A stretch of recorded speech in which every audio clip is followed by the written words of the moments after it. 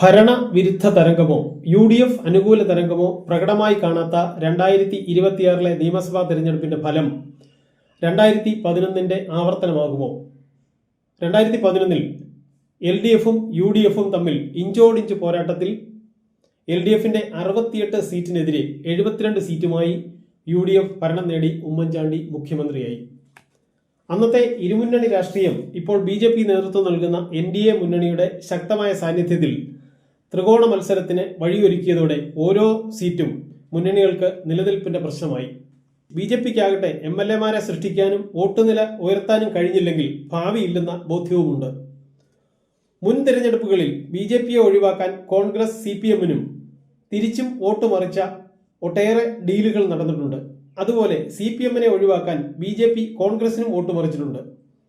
എന്നാൽ ഇത്തവണ മൂന്ന് മുന്നണിക്കും ഓരോ സീറ്റും നിലനിൽപ്പിന് ആവശ്യമായതിനാൽ ഡീൽ നടപ്പില്ലെന്ന് തിരഞ്ഞെടുപ്പ് വിശകലന വിദഗ്ധൻ ഡോക്ടർ ജി ഗോപകുമാർ പറഞ്ഞു.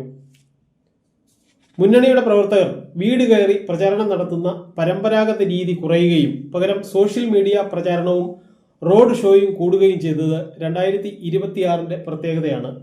സ്വർണം കട്ടവൻ ആരപ്പ എന്ന് രാഹുൽ ഗാന്ധി മുദ്രാവാക്യമുയർത്തിയ പത്തനംതിട്ട ജില്ലയിലെ 5 സീറ്റിൽ റാന്നിയും കോന്നിയും എൽ ഡി എഫ് നിലനിർത്തുമെന്ന് പ്രവചിച്ച ഗോപകുമാർ ആറന്മുളയിൽ മന്ത്രി വീണ ജോർജിന് കോൺഗ്രസിലെ എബിൻ വർക്കി കനത്ത വെല്ലുവിളി ഉയർത്തിയെന്നും ബി ജെ പിയിലെ കുമ്മനം രാജശേഖരൻ മൂന്നാമതാണെന്നും ചൂണ്ടിക്കാട്ടി.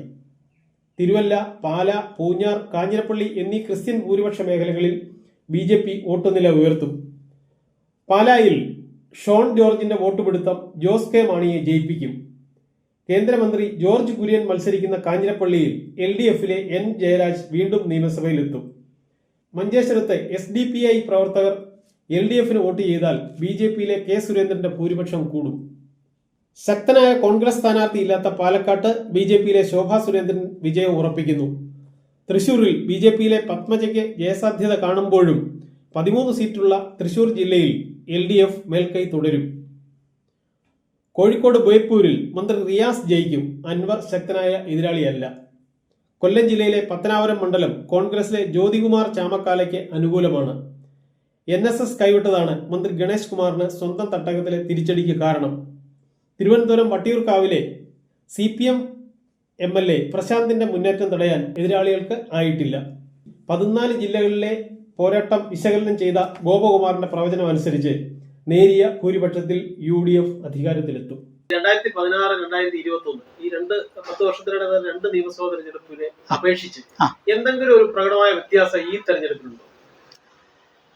ഒന്ന്, ഇലക്ട്രോണിക് മാധ്യമങ്ങളുടെ തള്ളിച്ച, അതിൽ സോഷ്യൽ മീഡിയ കൂടുതൽ രംഗത്ത് വന്നത്. പിന്നെ പ്രചരണ രംഗത്ത് കണ്ട മറ്റു ചില കാര്യങ്ങൾ, പരമ്പരാഗതമായ പ്രചരണ രീതി, അതിലൊക്കെ മാറ്റം വന്നു. ഇപ്പോൾ ഡോർ ടു ഡോർ ക്യാമ്പയിനിങ് ഒക്കെ വളരെ ബുദ്ധിമുട്ടാണ് ചൂടുകാലത്ത്. പക്ഷേ സോഷ്യൽ മീഡിയ വഴി കുറച്ചുകൂടെ പെട്ടെന്ന് എത്താം. പിന്നെ സ്ഥാനാർത്ഥികൾ തന്നെ റോഡ് ഷോ കാണിക്കുന്നുണ്ട്. സ്ഥാനാർത്ഥികൾക്ക് പറ്റില്ലെങ്കിൽ ആ സ്ഥാനാർത്ഥിയുടെ സപ്പോർട്ട് ചെയ്യുന്നൊരു ജനകീയന ഒരാളെ കൊണ്ട് റോഡ് ഷോ കാണിക്കുന്നുണ്ട്. പിന്നെ പ്രവർത്തകർ തീർച്ചയായിട്ടും വീടുകൾ തോറും ചെന്ന് പാംഫ്ലെറ്റും മറ്റും വിതരണം ചെയ്യുന്നുണ്ട്. ഇപ്പോൾ കൂടുതൽ പ്രചരണവും സോഷ്യൽ മീഡിയയിലായിപ്പോയോ എന്നുള്ളതാണ്. അതാണ് 26 തെരഞ്ഞെടുപ്പ് വന്നപ്പോൾ നമുക്ക് തോന്നിയൊരു പ്രകടമായൊരു വ്യത്യാസം. സോഷ്യൽ മീഡിയ കൂടുതലായിട്ട് കൈകാര്യം ചെറുപ്പക്കാരാണ്. അതെ, ചെറുപ്പക്കാരായ സ്ഥാനാർത്ഥികളെ ആ രീതിയിൽ എല്ലാ മണ്ഡലത്തിലും 140 മണ്ഡലങ്ങളിലും വളരെ കുറച്ചു പേര് മാത്രമേ യുവനിരയുന്നുള്ളൂ. അതിൽ തന്നെ സ്ത്രീകളില്ല. ഈ ഒരു മാറ്റം സാർ എങ്ങനെയാണ് വിശകലനം? വാസ്തവത്തിൽ വനിതകൾക്ക് 33% സംവരണം കൊടുക്കുന്ന ഒരു തീരുമാനം, ഒരു ബില്ല് ആക്റ്റായി മാറി പാർലമെൻറ്റ് പാസ്സാക്കി. നിയമസഭയിലും പാർലമെൻറ്റിലും 2029 കഴിഞ്ഞ് സെൻസസിൻ്റെ ഡേറ്റ വന്നതിന് ശേഷം നടക്കുന്ന തെരഞ്ഞെടുപ്പിൽ റിസർവേഷൻ കൊണ്ടുവരണം. സീറ്റുകളുടെ എണ്ണവും വർദ്ധിക്കും. അപ്പോൾ അതനുസരിച്ച് സ്ത്രീകളെ മുന്നോട്ട് കൊണ്ടുവരേണ്ട ഏറ്റവും വലിയ പ്രധാനപ്പെട്ട ഒരു അവസരമായിരുന്നു. കൂടുതൽ സ്ത്രീകൾ മത്സരിക്കണമായിരുന്നു. എല്ലാ പാർട്ടികളും അവരുടെ മാനിഫെസ്റ്റോയിൽ മാത്രമല്ല, യഥാർത്ഥ നാമനിർദ്ദേശം ചെയ്യുമ്പോൾ വനിതകൾക്കൊരു കുറഞ്ഞ പക്ഷം ഒരു 20% റിസർവ് ചെയ്യണ്ടേ. അത്ര പോലുമില്ല എന്ന് മാത്രമല്ല, വളരെ കുറച്ചാണെന്നാണ് ഞാൻ മനസ്സിലാക്കുന്നത്. ചെറുപ്പക്കാരുടെ കാര്യത്തിലും അതുതന്നെയാണ്. ചെറുപ്പക്കാരുടെ ഒരു തള്ളിച്ച രാഷ്ട്രീയത്തിലുണ്ടായി. അങ്ങനെ അവർ രംഗത്ത് വന്ന് രംഗം കൈയടക്കിയ ഒരു രാഷ്ട്രീയ പശ്ചാത്തലം മുമ്പൊക്കെ ഉണ്ടായിരുന്നു. പഴയ കാലത്ത് യൂത്ത് കോൺഗ്രസ്സും KSUവും കോൺഗ്രസിനെ സ്വാധീനിച്ചു. അതേപോലെ SFI DYFI ഒരു പരിധിവരെ CPM-ൽ വലിയൊരു ഘടകമായി. അങ്ങനെ ആ പുതുരക്തം വരണ്ടേ, അതനുസരിച്ചുള്ള നേതൃത്വം വരണ്ടേ? അതുണ്ടായില്ല. അത് പാർട്ടിക്കകത്തുള്ള ഘടനാപരമായ ദുർബലതയാണോ എന്നറിയില്ല. അവർക്ക് വേണ്ടി വാദിക്കാൻ വന്നില്ല. ഇപ്പോൾ എനിക്ക് തോന്നുന്നത് നമ്മൾ ഇവരുടെ പ്രായത്തിൻ്റെ ഒരു ശരാശരി കണക്കെടുത്താൽ നമ്മൾ കുറച്ചുകൂടി നിരാശരാകും. എല്ലാ സ്ഥാനാർത്ഥികളുടെയും പ്രായത്തിൻ്റെ ഒരു അഗ്രിഗേറ്റ് എടുത്തിട്ട് സ്ഥാനാർത്ഥികളുടെ എണ്ണം വെച്ച് ഹരിച്ചു നോക്കിയാൽ തീർച്ചയായിട്ടും 50-ന് മുകളിലെത്തും എന്നുള്ളതിന് സംശയമൊന്നുമില്ല. അങ്ങനെ നോക്കുമ്പോഴത്തേക്കും ചെറുപ്പക്കാർക്ക് വലിയ സ്വാധീനം ഉണ്ടാകുന്നില്ല. ഒരു നിരാശ ഉണ്ടാക്കുന്ന കാര്യമാണ്. കാരണം ഭാവിയുള്ള ആൾക്കാർ രാഷ്ട്രീയത്തിൽ വരണം, കൂടുതൽ ആശയങ്ങളുള്ളവർ വരണം. അതുമാത്രമല്ല പുതിയ തലമുറയുടെ താല്പര്യങ്ങൾ എന്താണെന്ന് അറിയിക്കണം. അതിന് പറ്റിയ സ്ഥാനാർത്ഥികളെ കൊണ്ടുവന്നില്ല എന്നുള്ളതാണ്.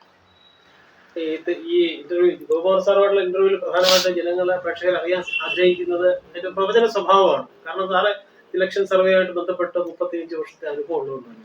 അപ്പൊ ഈ 140 മണ്ഡലങ്ങളെ കേരളത്തെ സംബന്ധിച്ചിടത്തോളം മലബാർ, മധ്യ കേരളം, തെക്കൻ കേരളം ഇങ്ങനെ വിഭജിച്ചാണ് പൊതുവെ കണക്കെടുക്കുന്നത്. എന്നാൽ ഏറ്റവും കൂടുതൽ സീറ്റുള്ള ജില്ലകൾ, ആ ജില്ലകൾ പിടിച്ചാൽ ആര് ജയിക്കും, അങ്ങനെ ഒരു പ്രധാനപ്പെട്ട ഘടകമുണ്ട്. ഇപ്പൊ മലപ്പുറത്ത് 16 സീറ്റ്. ആ 16 സീറ്റ്, അതുപോലെ തന്നെ 14 തൊട്ട് പിന്നാലെയുള്ള തിരുവനന്തപുരത്ത്, കൊല്ലത്ത്, എറണാകുളത്ത് ഇങ്ങനെ സീറ്റുകളുടെ എണ്ണത്തിൽ മുൻപിൽ നിൽക്കുന്ന ജില്ലകളുടെ സ്വാധീനം ഒരു പ്രധാന ഘടകമാണ്. അപ്പൊ നമുക്ക് മലപ്പുറത്ത് നിന്ന് ആരംഭിക്കാം. 16 സീറ്റുള്ള മലപ്പുറം പൊതുവെ UDF-ന്റെ ആഭിമുഖ്യമുള്ള അല്ലെ ലീഗിന് സ്വാധീനമുള്ള പ്രദേശമായിട്ടാണ് കാണുന്നത്. അവിടെ എന്തായിരിക്കും ഇത്തവണ എന്തെങ്കിലും മാറ്റം അതിലേക്ക് അനുഭവപ്പെടാൻ സാധ്യതയുണ്ടോ? അവിടെ ഏതെങ്കിലും കഴിഞ്ഞ തവണത്തേക്കാൾ ഗണ്യമായിട്ട് ലീഗ് സീറ്റ് വർദ്ധിപ്പിക്കും, അതിന് യാതൊരു സംശയവുമില്ല. കാരണം 10 വർഷമായിട്ട് ഭരണത്തിലില്ലാതിരിക്കുന്ന ഒരു മുന്നണിയാണ്. ഇത്തവണ UDF-ഉം പ്രത്യേകിച്ച് മുസ്ലിം ലീഗും ഭരണം തീർച്ചയായിട്ടും പിടിച്ചടക്കണമെന്നുള്ള വലിയ വ്യഗ്രതയിലും വാശിയിലുമാണ്. മാത്രമല്ല മുസ്ലിം ലീഗിൻ്റെ നേതൃത്വത്തിൽ ന്യൂനപക്ഷത്തിൻ്റെ പ്രത്യേകിച്ച് മുസ്ലിം സമുദായത്തിൻ്റെ കൺസോളിഡേഷൻ വളരെ ശക്തമായി ഓപ്പറേറ്റ് ചെയ്തൊരു കാലഘട്ടം കൂടിയാണ്. അതുകൊണ്ട് UDF-ലേക്ക് അവരെ ചായ്വ് വ്യക്തമാണ്. UDF-ന് കൂടുതൽ ശക്തി പകരാൻ മുസ്ലിം ലീഗ് കൂടുതൽ സീറ്റുകൾ വിജയിച്ചേ തീരൂ എന്നുള്ള മട്ടിലാണ് അവർ പ്രവർത്തനം ആരംഭിച്ചത്. മാത്രമല്ല ഇത്തവണ നമ്മൾ കണ്ടത് അവരുടെ സ്ഥാനാർത്ഥിത്വം നിശ്ചയിച്ചതിനകത്ത് വനിതയ്ക്ക് ഒരു അവസരം കൊടുത്തു. അതോടൊപ്പം മറ്റൊരു പ്രത്യേകത 2 വനിതകൾക്ക് കൊടുത്തു എന്നാണ്. അതിലൊന്ന് ഹിന്ദു വനിതയായിരുന്നു എന്നുള്ളതാണ്. അപ്പോൾ അത് കാണിക്കുന്നത് അത് കാണിക്കുന്നത് മുസ്ലിം ലീഗിനകത്ത് ഐക്യമുണ്ടായിരുന്നു പൊതുവിൽ മറ്റു പാർട്ടികളെ അപേക്ഷിച്ച്. മാത്രമല്ല പവർ അധികാരം പിടിച്ചടക്കാനുള്ളൊരു വ്യഗ്രത. അപ്പോൾ മലപ്പുറം ജില്ലയിൽ സംശയമൊന്നുമില്ല, ഒരു മുസ്ലിം ലീഗിൻ്റെ വലിയൊരു വിജയം, UDF-ന്റെ വലിയൊരു വിജയമാണ് പ്രതീക്ഷിക്കുന്നത്. അവിടെ തന്നെ പ്രധാനമായിട്ട് ശ്രദ്ധിക്കുന്ന മണ്ഡലങ്ങൾ എന്ന് പറഞ്ഞാൽ പെരിന്തൽമണ്ണ, നജീബ് കാന്തപുരം വീണ്ടും മത്സരിക്കുകയാണ്. കഴിഞ്ഞ തവണ വളരെ കുറഞ്ഞ വോട്ടിന് 38 വോട്ടിന് ജയിച്ച ഒരു മണ്ഡലമാണ്. വേങ്ങര KM ഷാജി വന്നിരിക്കുകയാണ്. അത് കുഞ്ഞാലിക്കുട്ടി മലപ്പുറത്തേക്ക് മാറിയപ്പോ കുറച്ചുകൂടി സുരക്ഷിതമായ സ്ഥലത്തേക്ക് KM ഷാജിയെ മാറ്റി. മലപ്പുറത്ത് PGK കുഞ്ഞാലിക്കുട്ടി, മുജീബ് റഹ്മാനും അശ്വതി ഗുപ്തകുമാറും മത്സരിക്കുന്നുണ്ട്. അതുപോലെ തന്നെ വണ്ടൂര് AP അനിൽകുമാറും മത്സരത്തിലുണ്ട്. അപ്പൊ ആ പ്രധാനപ്പെട്ട മണ്ഡലങ്ങളെ സംബന്ധിച്ചിടത്തോളം സുരക്ഷിതമായ ഇടമെന്നുള്ള രീതിയിൽ തന്നെയാണോ ലീഗ് കാണുന്നത് തോന്നുന്നു? തീർച്ചയായിട്ടും അത് വളരെ വ്യക്തമാണ്. മലപ്പുറം ജില്ലയിൽ മുസ്ലിം ലീഗിൻ്റെ ആധിപത്യം വളരെ പണ്ടേ തന്നെ അറിയാം. കഴിഞ്ഞ തവണ കാറ്റ് എതിരായി വീശിയിട്ടും അവർക്ക് ഒരു ഭൂരിപക്ഷം സീറ്റിലേക്ക് ആൾക്കാരെ കൊണ്ടുവരാൻ കഴിഞ്ഞു. പക്ഷേ ഇത്തവണ അത് നമ്മൾ പറയുന്ന തെരഞ്ഞെടുപ്പ് ഭാഷയെ പറഞ്ഞാൽ ലീഗിൻ്റെയും UDF-ൻ്റെയും ഒരു ലാൻഡ് സ്ലൈഡ് തന്നെയാണ് മലപ്പുറം ജില്ലയെ ഞാൻ പ്രതീക്ഷിക്കുന്നത്. അപ്പം മലപ്പുറം കഴിഞ്ഞാൽ പിന്നീട് വരുന്നത് തിരുവനന്തപുരമാണ്, 14 സീറ്റുള്ള. തിരുവനന്തപുരത്തെ സംബന്ധിച്ചിടത്തോളം പ്രധാനപ്പെട്ട മത്സരങ്ങൾ മന്ത്രി അനിൽകുമാർ GR അനിൽ മത്സരിക്കുന്ന നെടുമങ്ങാട്, കടകംപള്ളി സുരേന്ദ്രന്റെ കഴക്കൂട്ടം, തിരുവനന്തപുരത്ത് ശിവൻകുട്ടി മത്സരിക്കുന്ന നേമം, വട്ടിയൂർക്കാവ്. ഇങ്ങനെ പ്രധാനപ്പെട്ട കേരളം ശ്രദ്ധിക്കുന്ന പ്രധാനപ്പെട്ട മത്സരങ്ങളൊക്കെ തിരുവനന്തപുരത്ത് മണ്ഡലങ്ങൾ കേന്ദ്രീകരിച്ചാണ്. നിയമം തന്നെയാണ് ദേശീയ തലത്തിലും സംസ്ഥാന തലത്തിലും വലിയൊരു ചർച്ച. നിയമത്തിന്റെ പൊതുവായ സ്ഥിതി എന്താണ്? നിയമത്ത് ത്രികോണ മത്സരമാണോ? തീർച്ചയായിട്ടും ത്രികോണ മത്സരമാണ്. ഈ ത്രികോണ മത്സരമാണ് സാങ്കേതികപരമായി കേരളത്തിലെ 140 മണ്ഡലങ്ങളിൽ. പക്ഷേ ചില മണ്ഡലങ്ങളിൽ വളരെ ശക്തിയേറിയ സബ്സ്റ്റാൻറ്റീവായിട്ടുള്ള ട്രയാങ്കുലർ ഫൈറ്റാണ്. അപ്പോൾ അങ്ങനെ വളരെ സബ്സ്റ്റാൻറ്റീവായ ട്രയാങ്കുലർ ഫൈറ്റ് പറയുമ്പോൾ എനിക്ക് തോന്നുന്നത് തിരുവനന്തപുരം ജില്ലയിലെ ഏറ്റവും കോമ്പറ്റീറ്റീവായിട്ട് ഏറ്റവും സബ്സ്റ്റാൻഷ്യലായിട്ട് ട്രയാങ്കുലർ ഫൈറ്റ് നടക്കുന്നത് കഴക്കൂട്ടത്തും അതോടൊപ്പം വട്ടിയൂർക്കാവിലും ആണെന്നാണ് എനിക്ക് തോന്നുന്നത്. താരതമ്യേന നേമത്തല്ല. കാരണം നേമത്ത് മന്ത്രി ശിവൻകുട്ടിയും BJP പ്രസിഡന്റ് രാജു എൻസിയറും തമ്മിലുള്ള ശക്തമായ മത്സരമാണ്. ശബരിനാഥ് ഉണ്ടെങ്കിലും അത്രത്തോളം ഒരു ഇമ്പാക്റ്റ് ഉണ്ടാക്കാൻ കഴിഞ്ഞോ എന്നുള്ളത് സംശയമാണ്. പക്ഷേ കഴക്കൂട്ടത്തതല്ല, നല്ല ശക്തമായ ത്രികോണ മത്സരമാണ്. വട്ടിയൂർക്കാവിനെ സംബന്ധിച്ച് യാതൊരു തർക്കവുമില്ല. 3 പേരും ഒരുപക്ഷേ ഈ ജില്ലയ്ക്കകത്ത് ഏറ്റവും കൂടുതൽ സബ്സ്റ്റാൻറ്റീവ് ട്രയാങ്കുലർ ഫൈറ്റ് നടക്കുന്നത് വട്ടിയൂർക്കാവിൽ തന്നെയാണ്. കാരണം VK പ്രശാന്തിന്, അദ്ദേഹം മേയറായിരുന്നു, മുൻ MLA ആണ്, നിലവിലുള്ള MLA ആണ്, 2 തവണ വിജയിച്ചിട്ടുള്ളൂ. ഒരു ഉപതെരഞ്ഞെടുപ്പും ജയിച്ചു, ഒരു ജനറൽ ഇലക്ഷനും ജയിച്ചു. മാത്രമല്ല ഒരുപാട് വികസന സാധ്യതകളുണ്ടായൊരു മണ്ഡലവും കൂടിയാണ് വട്ടിയൂർക്കാവ്. അവിടെ അദ്ദേഹത്തെ എതിർക്കുന്നത് BJPയുടെ സ്ഥാനാർത്ഥി ശ്രീലേഖയാണ്. അതേപോലെ തന്നെ കോൺഗ്രസിൻ്റെ സ്ഥാനാർത്ഥി മുരളീധരനാണ്.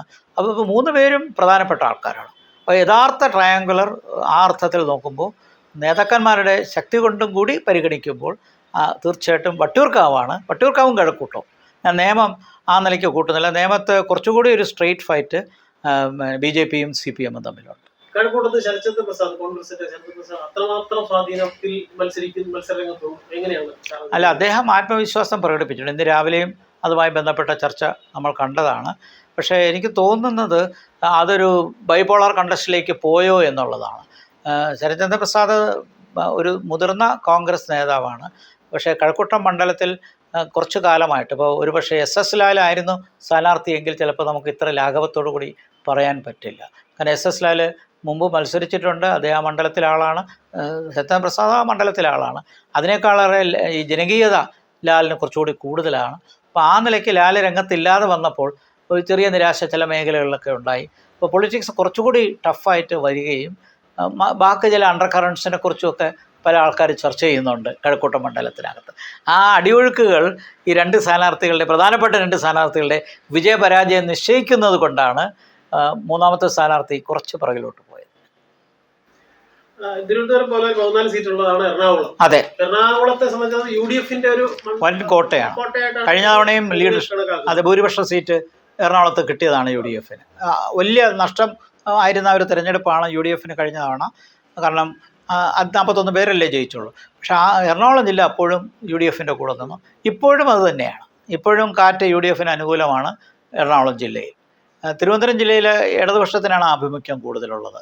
അത്രയും വലിയൊരു ബാലൻസിലല്ല നിൽക്കുന്നത്. പിന്നെ തിരുവനന്തപുരം ജില്ലയിലെ പ്രത്യേകത BJPയും കൂടെ ഉള്ളത് കൊണ്ട് ത്രികോണ മത്സരമായി മാറി. അപ്പോൾ കുറച്ച് സീറ്റ് കോൺഗ്രസിനും കുറച്ച് സീറ്റ് BJPക്കും ഭൂരിപക്ഷം സീറ്റ് LDFനുമാണ് തിരുവനന്തപുരം ജില്ലയുടെ റിഫ്ലക്ഷൻ വരുന്നത്. പക്ഷേ എറണാകുളം ജില്ലയെക്കുറിച്ച് സംശയമില്ല, UDF LDF തമ്മിലാണ് മത്സരം. പിന്നെ അവിടുത്തെ ഒരു സോഷ്യൽ ക്യാരക്ടറിസ്റ്റിക്കും സാമ്പത്തിക വളർച്ചയും ഒക്കെ മേഖലയുള്ള ഒരു നഗരം എന്നുള്ള നിലയിൽ അത് കൂടുതൽ ഒരു സെൻട്രൽ സൈഡിലോട്ട് പോയിരിക്കുന്നത്, ലെഫ്റ്റ് ഓഫ് സെൻട്രലിലേക്ക് പോയി.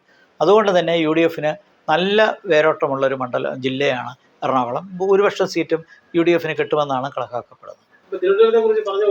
തിരുവനന്തപുരം മണ്ഡലത്തെ കുറിച്ച് പറയാൻ പറ്റും. അതെ, CP ജോൺ, അതെ, അത് നല്ലൊരു ത്രികോണ മത്സരമാണ്. പക്ഷേ എന്നാലും ഞാൻ ആ ത്രികോണ മത്സരത്തെ വട്ടിയൂർക്കാവ് പോലെ പറയില്ല. കാരണം CP ജോൺ വളരെ ജനകീയനായ ഒരു UDF സ്ഥാനാർത്ഥിയാണ്. അതോടൊപ്പം തന്നെ കരമന ചെയ്യുന്നുണ്ട് BJPയുടെ. അതുപോലെ തിരുവനന്തപുരം ജില്ലയിൽ വളരെ അറിയപ്പെടുന്ന ഒരു BJPയുടെ നേതാവ്, RSSൻ്റെ പിന്തുണയുള്ള ഒരാളാണ്. പക്ഷേ ഇടതുപക്ഷത്തിൻ്റെ സ്ഥാനാർത്ഥിത്വത്തെക്കുറിച്ച് കുറേ തർക്കം വന്നു.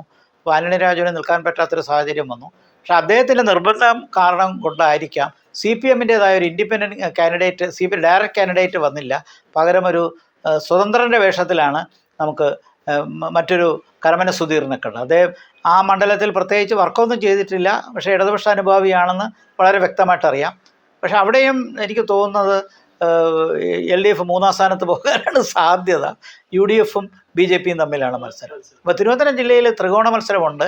ഈ 3 പാർട്ടികൾക്കും 3 മുന്നണികൾക്കും ശക്തമായ വേരോട്ടമുള്ള സ്ഥലമാണ്.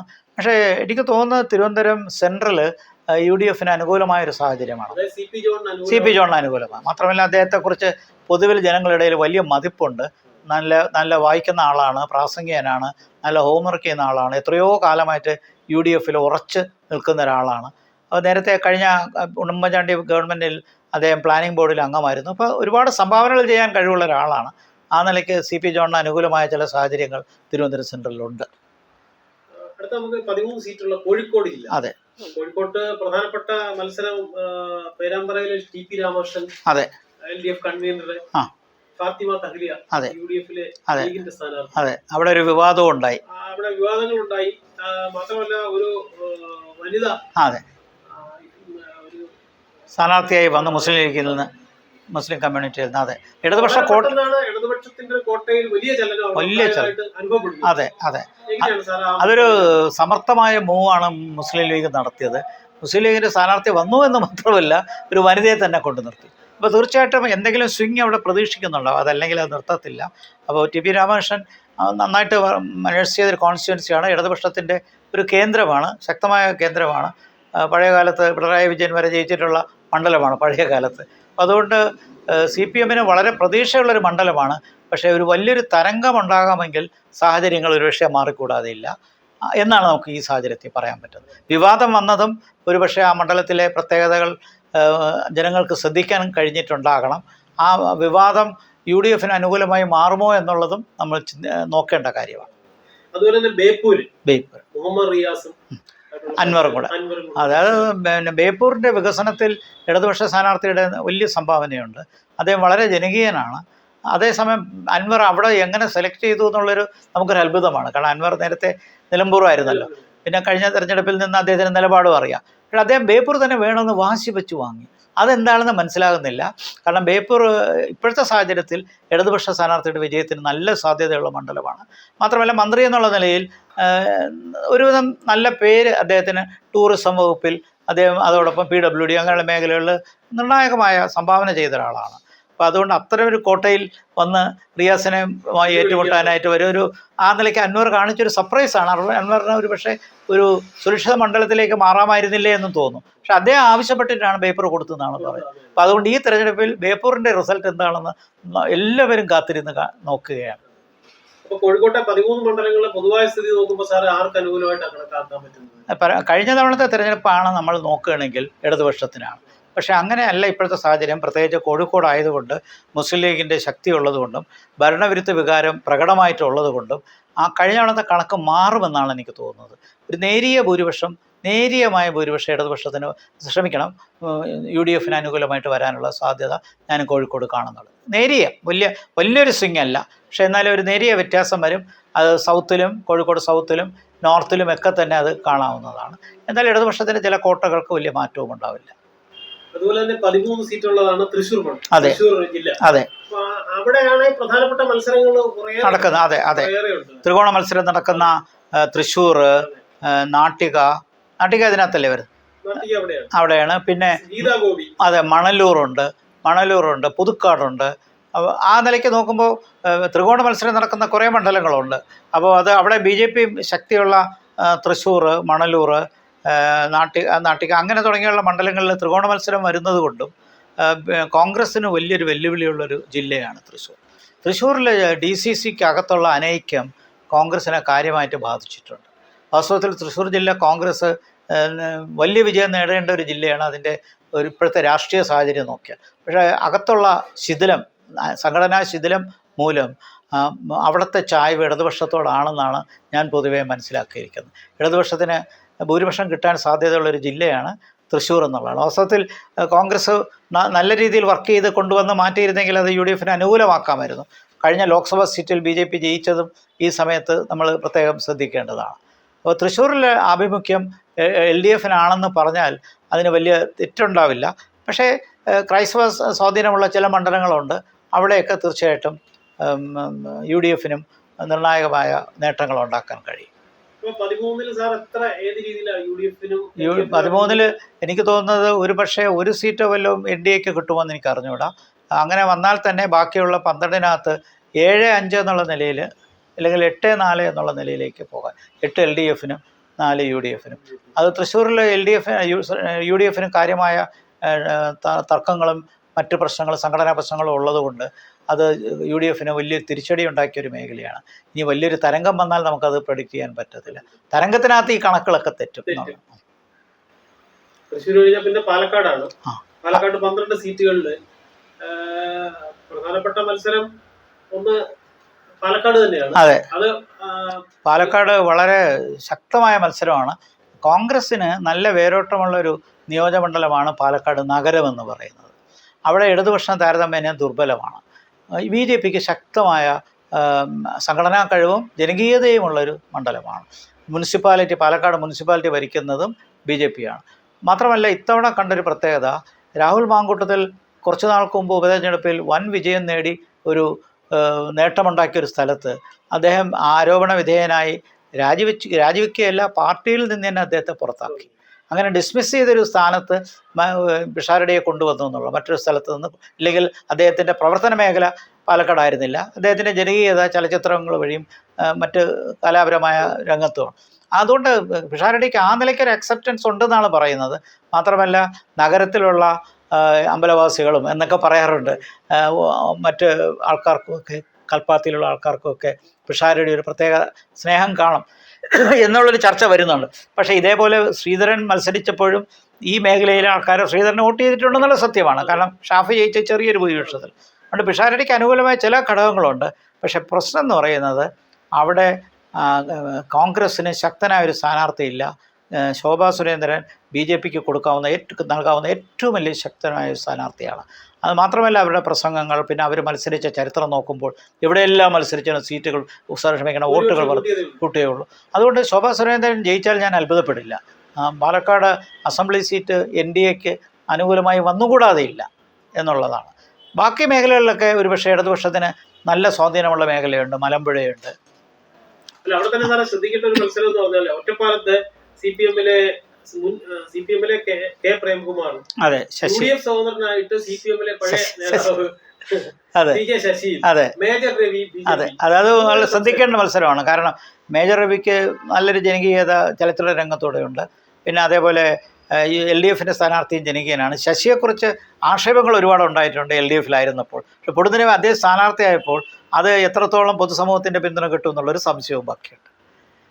പൊതുവെ ഇടതുപക്ഷത്തിന് ആഭിമുഖ്യമുള്ള ഒരു ജില്ലയാണ് പാലക്കാട്. പാലക്കാട് പല മണ്ഡലങ്ങളും ഇടതുപക്ഷത്തിന് അനുകൂലമായ സാഹചര്യമുണ്ട്. പക്ഷെ എന്നാലും വെല്ലുവിളി ഉയർത്തുന്ന ചില മേഖലകളുമുണ്ട്. പാലക്കാട് തന്നെ ഒരു കൗതുകരമായ മൂന്ന് വനിതാ സ്ഥാനാർത്ഥികളുണ്ട്. അതെ, കൊങ്ങാടും തരൂറുമൊക്കെ CPMന്റെ കോട്ടകളല്ലേ. അതെ, കൊങ്ങാട് CPMലെ K ശാന്തകുമാരി, കോൺഗ്രസിലെ KA തുളസി, BJPയിലെ രേണു സുരേഷ്. ഒരു സ്ഥലത്തുമില്ല, 3 സ്ത്രീകൾ. അത് തന്നെ ഒരു സവിശേഷതയുള്ള. അതെ, എന്നാലും പൊളിറ്റിക്കലായിട്ടല്ലേ വോട്ട് വരുള്ളൂ. അപ്പോൾ കൊങ്ങാടും തരൂറും ഒക്കെ CPMന്റെ പാർട്ടിയുടെ ശക്തമായ സ്ഥാനമുള്ള സ്ഥലങ്ങളാണ്. അതുകൊണ്ട് എനിക്ക് തോന്നുന്നത് അത് LDFന് അനുകൂലമായിട്ടേ വരുള്ളൂ. പാലക്കാട് തീർച്ചയായിട്ടും ഇടതുപക്ഷത്തിന് വലിയ നേട്ടം ഉണ്ടാക്കാൻ പറ്റുന്ന സ്ഥലമാണ്. ഇപ്പോൾ 13 മണ്ഡലങ്ങളല്ലേ ഉള്ളത്. ആ 13 മണ്ഡലത്തിൽ തീർച്ചയായിട്ടും 12 തീർച്ചയായിട്ടും 7 തീർച്ചയായിട്ടും LDFന് കിട്ടുമെന്നാണ് എനിക്ക് തോന്നുന്നത്. 7-4-1 എന്നുള്ള നിലയിലാകാം. 4 UDFനും 7 LDFനും, ഒരുപക്ഷെ BJPക്ക് 1, അതല്ലെങ്കിൽ 7-5 എന്നുള്ള നിലയിൽ. ഇപ്പോൾ ഒരുപക്ഷെ UDF ആണ് പാലക്കാട് അസംബ്ലി ജയിക്കണമെങ്കിൽ അത് ഒരു സീറ്റോടെ, എന്നാലും മുൻതൂക്കം LDFനാണ്. നമ്മളീ പറഞ്ഞ കാര്യങ്ങളൊക്കെ ഒരു വലിയ തരംഗം വന്നാൽ ഈ കണക്കുകൾക്കൊക്കെ അപ്രസക്തമാവുന്നുള്ളതാണ്. സാധ്യതയുണ്ട്. അതെ, ആ തരംഗത്തിൽ തന്നെ ശക്തമായ തരംഗമാണോ നേരിയ തരംഗമാണോ എന്നുള്ളത്. UDFന്റെ സ്ഥാനാർത്ഥി ഒരു കോളേജ് അധ്യാപകനാണ്. അതേപോലെ ഡോക്ടർ ജയരാജും അക്കാഡമിക് ബാക്ക്ഗ്രൗണ്ടും കോളേജ് അധ്യാപകനായിരുന്ന പശ്ചാത്തലമാണുള്ളത്. മന്ത്രി കുര്യനാകട്ടെ തീർച്ചയായിട്ടും പഴയകാലത്തെ തന്നെ ജനസംഘത്തിലും RSSലും ഒക്കെ പ്രവർത്തിച്ച് BJPയിൽ വന്ന വലിയൊരു നേതാവായി മാറുന്ന ഒരു പശ്ചാത്തലമാണുള്ളത്. ഇപ്പോഴത്തെ സാഹചര്യത്തിൽ കൂടുതൽ മത്സരം നടക്കുന്നത് LDFും UDFും തമ്മിൽ തന്നെയാണ്. കടുത്ത UDF തരംഗമുണ്ടെങ്കിൽ മാത്രമേ UDFിനത് പിടിച്ചടക്കാൻ പറ്റുള്ളൂ എന്നാണ് ഞാൻ മനസ്സിലാക്കുന്നത്. അവിടെ ഡോക്ടർ ജയരാജന് അനുകൂലമായൊരു സാഹചര്യം ഇപ്പോഴും നിലനിൽപ്പുണ്ട്. അദ്ദേഹം തുടർച്ചയായി ജയിക്കുന്ന മണ്ഡലമാണ്. പിന്നെ വാഴൂർ മാറ്റിയെടുത്തൊരു മണ്ഡലമാണ് കാഞ്ഞിരപ്പള്ളി. പഴയ വാഴൂറാണ് കാഞ്ഞിരപ്പള്ളിയായിട്ട് മാറിയെന്നാണ് പറയുന്നത്. അങ്ങനെ വരുമ്പോൾ തീർച്ചയായിട്ടും ജയരാജൻ്റെ സോഷ്യൽ ബേസ് അവിടെ സ്ട്രോങ് ആയിട്ട് നിൽക്കുന്നു എന്ന് വേണം അനുമാനിക്കാൻ. പിന്നെ മാത്രമല്ല കോൺഗ്രസിന് ഡോക്ടർ ജയരാജനെ പോലെ സീനിയറായിട്ടൊരു സ്ഥാനാർത്ഥിയെ നിർത്താൻ കിട്ടിയില്ല എന്നും പറയുന്നു. അത് കോൺഗ്രസിന് ജോർജ് കുര്യന്റെ റോൾ എന്തായിരിക്കും? വെറുതെ ഒരു മത്സരത്തിന് ഇറങ്ങി എന്നുള്ളത് ആ രീതിയിൽ വരും. എങ്ങനെയാണത്? കേന്ദ്ര നേതൃത്വം അദ്ദേഹത്തെ തീർച്ചയായിട്ടും ഇക്കാര്യത്തിൽ നിർബന്ധിച്ചു എന്നാണ് ഞാൻ മനസ്സിലാക്കുന്നത്. കാരണം കേരളത്തിൽ BJPക്ക് ഒരു ക്രിസ്ത്യൻ കമ്മ്യൂണിറ്റിയുടെ ഇടയിൽ ശക്തമായൊരു അടിത്തറ ഉണ്ടാകണമല്ലോ. അപ്പോൾ നേരത്തെ തന്നെ പരമ്പരാഗതമായിട്ട് അല്ലെങ്കിൽ വളരെ കാലമായിട്ട് BJPയിൽ നിൽക്കുന്ന ജോർജ് കുര്യന് ഇത് അന്തരമായിട്ട് നൽകുകയും അതോടൊപ്പം തന്നെ ഇപ്പോൾ നമ്മൾ കണ്ടു പാലായിലും പൂഞ്ഞാറിലും ഒക്കെ തന്നെ ക്രൈസ്തവ സ്ഥാനാർത്ഥികൾ BJPക്ക് വേണ്ടി മത്സരിക്കുന്നു. ജോർജ് കുര്യനെ പോലെ തന്നെ വളരെയധികം പശ്ചാത്തലമുള്ള അനൂപ് ആന്റണി തിരുവല്ലയിൽ മത്സരിക്കുന്നു. പ്രധാനമന്ത്രി വന്ന് അദ്ദേഹത്തെയും വളരെ പ്രകീർത്തിച്ച് സംസാരിക്കുകയുണ്ടായി. അപ്പോൾ ചുരുക്കത്തിൽ BJP ക്രിസ്ത്യൻ കമ്മ്യൂണിറ്റിയെ വളരെ സീരിയസ് ആയിട്ട് തന്നെ കാണുന്നുണ്ട്. അത് കൂടുതൽ ബേസ് മധ്യ തിരുവിതാംകൂറിലും മധ്യ കേരളത്തിലും ഉണ്ടാക്കണമെന്നുള്ള ആഗ്രഹത്തിൽ നിൽക്കുകയാണ്. സമീപകാലത്തൊന്ന് FCRA ഒക്കെ കുറച്ചൊരു പ്രശ്നമുണ്ടാക്കി എന്നുള്ളത് ശരിയാണ്. ഈ നിയോജകമണ്ഡലം BJPക്ക് പിടിക്കാൻ പറ്റുന്ന ഒരു പശ്ചാത്തലത്തിലല്ല. പക്ഷെ അതിന്റെ ലാർജർ ഗോൾ എന്ന് പറയുന്നത് ക്രിസ്ത്യൻ കമ്മ്യൂണിറ്റിയിൽ നന്നായിട്ട് വോട്ട് ബേസ് വർദ്ധിപ്പിക്കാനുള്ള പരിശ്രമമാണ്. അങ്ങനെ വന്നാലേ BJPക്ക് കേരളത്തിലൊരു വലിയ ശക്തിയായി മാറാൻ കഴിയുള്ളൂ. അതാണ് അതിന്റെ പശ്ചാത്തലം. അപ്പോൾ ജോർജ് കുര്യനെ കൊണ്ടുവരുന്നതിൽ കൂടി വീണ്ടും ഇത്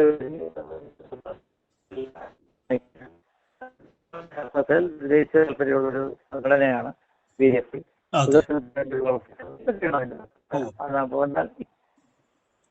അപ്പൊ ഇനി നമുക്ക് പത്തനംതിട്ട ജില്ലയാണ് നമുക്ക് നോക്കാൻ പത്തനംതിട്ട ജില്ല എന്ന് പറയുമ്പോഴേ ഇപ്പൊ നിലവിലെ 5 സീറ്റും LDFന്റേതാണ്.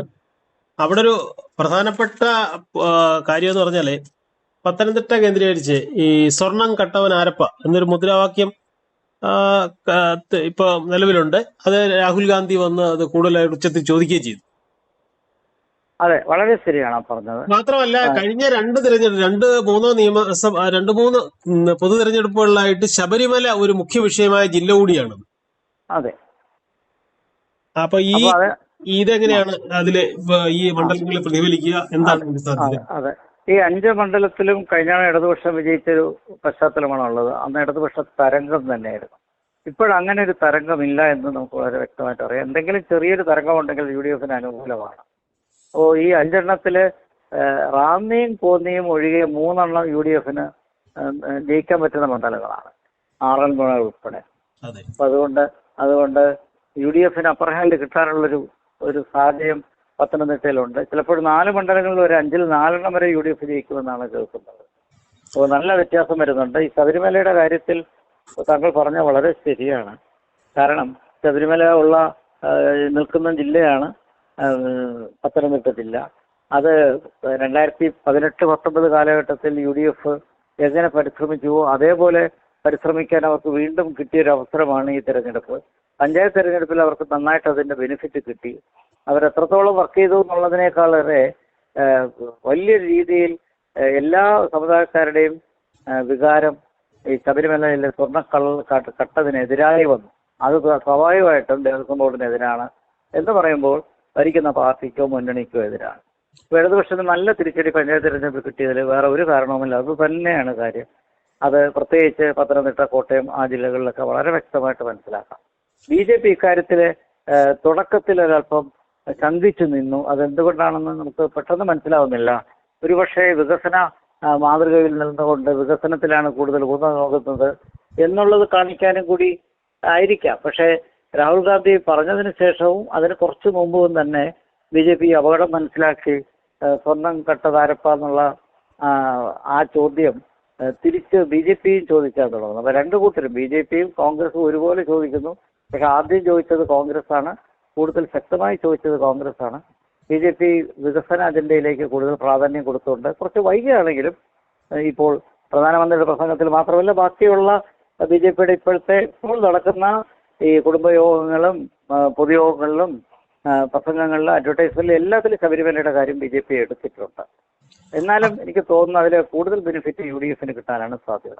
പത്തനംതിട്ടയിൽ തന്നെ ആറന്മുളയിലെ മന്ത്രി വീണ ജോർജ്, BJPയുടെ മുതിർന്ന നേതാവ് കുമ്മൻ രാജശേഖരനെ, കോൺഗ്രസിന്റെ അബിൻ വർക്കി, ഈ 3 പേരെ പ്രധാനമായിട്ട് മത്സര രംഗത്തുള്ളത്. അപ്പൊ എങ്ങനെയാണ് ആറന്മുള തീർച്ചയായിട്ടും അബിൻ വർക്കിക്ക് അനുകൂലമായ ഒരു പശ്ചാത്തലമാണ് ഉണ്ടായത്.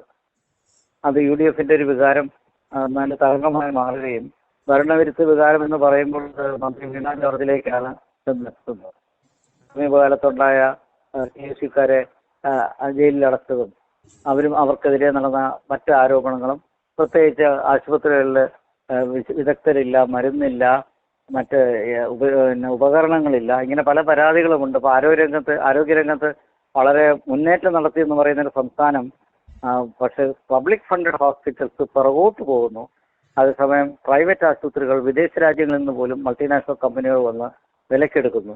അപ്പോൾ പാവപ്പെട്ട ആൾക്കാർക്ക് എവിടെ പോകാൻ പറ്റും? ആശുപത്രികളുടെ പൊതു ആരോഗ്യരംഗം തകർന്നാൽ തീർച്ചയായിട്ടും അത് വീണ ജോർജിന് എതിരായ ഒരു വികാരം ആറുന്നുള്ളതുണ്ട്. അവിടെ ത്രികോണ മത്സരമാണെങ്കിൽ ഈ കുമ്മനം രാജശേഖരൻ എത്രാമതായിരിക്കും നിൽക്കുക? അതെ, അത് വലിയൊരു ചോദ്യചിഹ്നമാണ്. കാരണം കുമ്മനം രാജശേഖരൻ വളരെ നല്ലൊരു വ്യക്തിയാണ്, രാജ്യസ്നേഹിയാണ്. പ്രത്യേകിച്ച് അദ്ദേഹം രാഷ്ട്രീയത്തിലൊരു ആത്മീയ പരിവേഷം നടത്തിയ ആത്മാർത്ഥമായൊരു നേതാവാണ്. നമുക്കറിയാം അവിടെ ആറന്മുള ക്ഷേത്രം, അതുമായി ബന്ധപ്പെട്ട കാര്യങ്ങളും പരിസ്ഥിതി സംരക്ഷണം ഉൾപ്പെടെ വളരെ നല്ല കാര്യങ്ങൾ നന്നായിട്ട് നയിച്ചൊരു നേതാവാണ്. പക്ഷേ ഇലക്ട്രൽ പൊളിറ്റിക്സ് വരുമ്പോൾ അത് കുറച്ച് വ്യത്യാസം വരും. അവിടെ മറ്റു പല ഘടകങ്ങൾ അവിടെ വരും. അപ്പോൾ അവിടെ ഭൗതിക സാഹചര്യങ്ങൾ വരും. പിന്നെ നേതാക്കന്മാരുടെ കരിഷ്മ ഒരു പ്രധാനപ്പെട്ട കാര്യമാണ്. അതൊക്കെ വെച്ച് നോക്കുമ്പോൾ അദ്ദേഹത്തിന്റെ ഭാഗത്ത് നിന്ന് തെറ്റായ ഒന്നും പറയാനില്ലെങ്കിൽ പോലും തെരഞ്ഞെടുപ്പിൽ ഇപ്പോഴത്തെ UDF-ന് അനുകൂലമായൊരു പശ്ചാത്തലം അവിടെ ഉണ്ടെന്നാണ് എനിക്ക് തോന്നുന്നത്. അതുകൊണ്ട് അദ്ദേഹം ഒരു പക്ഷേ 3-ാം സ്ഥാനത്ത് തന്നെ തുടരാനല്ലേ സാധ്യതയുള്ളൂ ഈ പശ്ചാത്തലത്തിൽ. ശരി. അപ്പൊ സാറ് 2 മണ്ഡലങ്ങൾ റാന്നിയും കോന്നിയും LDF-ന് അനുകൂലമായ സാഹചര്യം എന്തുകൊണ്ടാണ് റാന്നിയും കോന്നിയും അങ്ങനെ കണക്കാക്കാൻ കാര്യം? അല്ല, അവിടുത്തെ സ്ഥാനാർത്ഥികളുടെ മികവ് ഒരു കാരണമാണ് എന്ന് ഉള്ളത് ഒരു വസ്തുതയാണ്. അത് അവിടുത്തെ അത് മാത്രമല്ല, രാഷ്ട്രീയ പശ്ചാത്തലവും റാന്നിക്കും കോന്നിക്കും ഒരു അനുകൂല ഘടകം അവിടെ ഉണ്ട്, അത് നിലനിർത്തുന്നുണ്ട്. അതുകൊണ്ട് പഴയ 2021 സാഹചര്യത്തിൽ നിന്ന് വലിയ വ്യത്യാസം വരുന്നില്ല എന്നുള്ളത്. എന്നാലും ഇതിനകത്ത് റാന്നിയേക്കാളേറെ കോന്നിയിലൊരു ഫൈറ്റ് കൂടുതലായിട്ട് കാണുന്നുള്ളതായിട്ട് നിരീക്ഷകർ ചൂണ്ടിക്കാണിച്ചു. കോന്നിയിലെ ജിനീഷ് കുമാർ സിറ്റിംഗ് MLA-യും കോൺഗ്രസിലെ സതീഷ് കൊച്ചുപറമ്പിലും TP സുന്ദരേശൻ BJS-ഉമാണ് മത്സരത്തില്. റാന്നിയിലെ കേരള കോൺഗ്രസിലെ MLA Pramod Narayana sitting MLA, Pazhakulam Madhu കോൺഗ്രസിലേത്, പിന്നെ തോമസ് കെ സാമുവൽ 2020-യുടെ, അങ്ങനെ 3 പേരാണ് അവിടെ മത്സര രംഗത്തുള്ളത്. രണ്ടും ശക്തമായ ത്രികോണ മത്സരമാണ്. അത് പ്രവചനാതീതമാണെന്ന് വേണമെങ്കിൽ പറയാം. തൃശ്ശൂർ കഴിഞ്ഞാൽ പിന്നീട് നമുക്ക് 11 വീതം സീറ്റുള്ള കണ്ണൂരും കൊല്ലവുമാണ്. അത് തന്നെ കണ്ണൂർ നോക്കിയാലേ മുഖ്യമന്ത്രി അവിടെ മത്സരിക്കുന്നു, ധർമ്മടത്ത് മത്സരിക്കുന്നു ഉള്ളതിനെക്കാട്ടിൽ കേരളത്തിലെ ചർച്ച തളിപ്പറമ്പിലെ മത്സരമാണ്. PK ശ്യാമളയും CPM വിട്ട TK ഗോവിന്ദനും കൂടെ ഏറ്റുമുട്ടുന്ന മണ്ഡലമാണ് തളിപ്പറമ്പ്. ആ രീതിയിൽ അതിനൊരു പ്രാധാന്യമുണ്ട്. പിന്നെ അതുപോലെ തന്നെ പേരാവൂരിലെ ശൈലജ ടീച്ചറും KPCC പ്രസിഡന്റ് സണ്ണി ജോസഫ്. അപ്പൊ അങ്ങനെ നോക്കുമ്പോൾ അവിടുത്തെ 11 മണ്ഡലങ്ങൾക്കും പ്രാധാന്യമുണ്ട്. പക്ഷേ ഏറ്റവും കൂടുതൽ ചർച്ച വരുന്നത് തളിപ്പറമ്പും പേരാവൂരുമാണ്, പയ്യന്നൂരും ഉണ്ട്. അതെ, കാരണം CPM-ന്റെ പാർട്ടി ഗ്രാമങ്ങൾ ഏറ്റവും കൂടുതലുള്ള ജില്ല കണ്ണൂരാണ്. പരമ്പരാഗതമായി കണ്ണൂർ എന്ന് പറയുന്നത് CPM-ന്റെ ഏറ്റവും ശക്തമായ കോട്ടയാണ്. ആ കോട്ടകൾക്കൊന്നും വലിയ വ്യത്യാസം വരുമെന്ന് എനിക്ക് തോന്നുന്നില്ല. വിവാദങ്ങൾ ഒരുപാടുണ്ടായി. അപ്പോൾ ആ നിലയ്ക്ക് തളിപ്പറമ്പ് വിവാദമായി. പാർട്ടി സെക്രട്ടറിയുടെ ഭാര്യ മത്സരിക്കുന്നു, കുടുംബാധിപത്യം കൊണ്ടുവരുന്നു എന്ന് പറയുന്നു. അതേപോലെ പയ്യന്നൂർ, മുഖ്യമന്ത്രി പറഞ്ഞത് പയ്യന്നൂരിനെ കുറിച്ച് യാതൊരു വിഷമവും ഇല്ല, രക്തസാക്ഷികളുടെ നാടാണ് പയ്യന്നൂർ, അതുകൊണ്ട് പാർട്ടിക്ക് വലിയ സ്വാധീനമുള്ള മേഖലയാണ്. പയ്യന്നൂരും തളിപ്പറമ്പിലൊന്നും ഒരു വ്യത്യാസവും വരാൻ പോകുന്നില്ല, ഒരു പ്രശ്നവും ഉണ്ടാകുന്നില്ല എന്നുള്ളതാണ് പൊതുവിൽ കിട്ടുന്ന ഫീഡ്ബാക്കും അതാണ്. പക്ഷേ പേരാവൂർ സണ്ണി ജോസഫ് KPCC പ്രസിഡൻ്റാണ്, അതോടൊപ്പം ശൈലജ ടീച്ചർ മറുവശത്ത് നിൽക്കുന്നു. അത് പരമ്പരാഗതമായി UDF മണ്ഡലം. അപ്പോൾ അതുകൊണ്ട് അതിനെ അട്ടിമറിക്കാനുള്ളൊരു കഴിവ് ടീച്ചറിനുണ്ടോ എന്നുള്ളതാണ്. അവരാവശ്യപ്പെട്ടതോ താല്പര്യപ്പെട്ടതോ മട്ടന്നൂറായിരുന്നു. പക്ഷേ മട്ടന്നൂർ CPM-ന്റെ ഉറച്ച കോട്ടയായിരുന്നു. സ്ഥിരമായിട്ട് നിൽക്കുന്ന സ്ഥാനാർത്ഥി ജയിക്കുന്ന ഒരു മണ്ഡലം കൊടുക്കാതെ വീണ്ടും മറ്റൊരു മണ്ഡലം ജയിച്ചു വരാൻ കഴിവുണ്ടെങ്കിൽ വരൂ എന്നുള്ള മട്ടിലാണ് കൊടുത്തിരിക്കുന്നത്, പേരാവൂർ കൊടുത്തിരിക്കുന്നത്. പക്ഷേ ഇപ്പോഴത്തെ ഒരു സാഹചര്യത്തിൽ പേരാവൂരിൽ സണ്ണി ജോസഫിനെ തോൽപ്പിക്കാൻ എളുപ്പമല്ല. അപ്പോൾ UDF-ന് അനുകൂലമായ കണ്ണൂർ നഗരവും UDF-ന് അനുകൂലമാണ്. അതുകൊണ്ട് കംപ്ലീറ്റ് ഒരു ഡോമിനൻസ് ആ നിലയ്ക്ക് LDF-ന് കിട്ടുമെന്നല്ല, പക്ഷേ എന്നാലും ആധിപത്യം LDF-ന്റെ അവിടെ ഉണ്ടാകും. ഭൂരിപക്ഷം LDF-ന് തന്നെയാണ്. പിന്നെ കണ്ണൂർ പരമ്പരാഗതമായ പാർട്ടിയുടെ വലിയൊരു കോട്ടയാണ്. അത്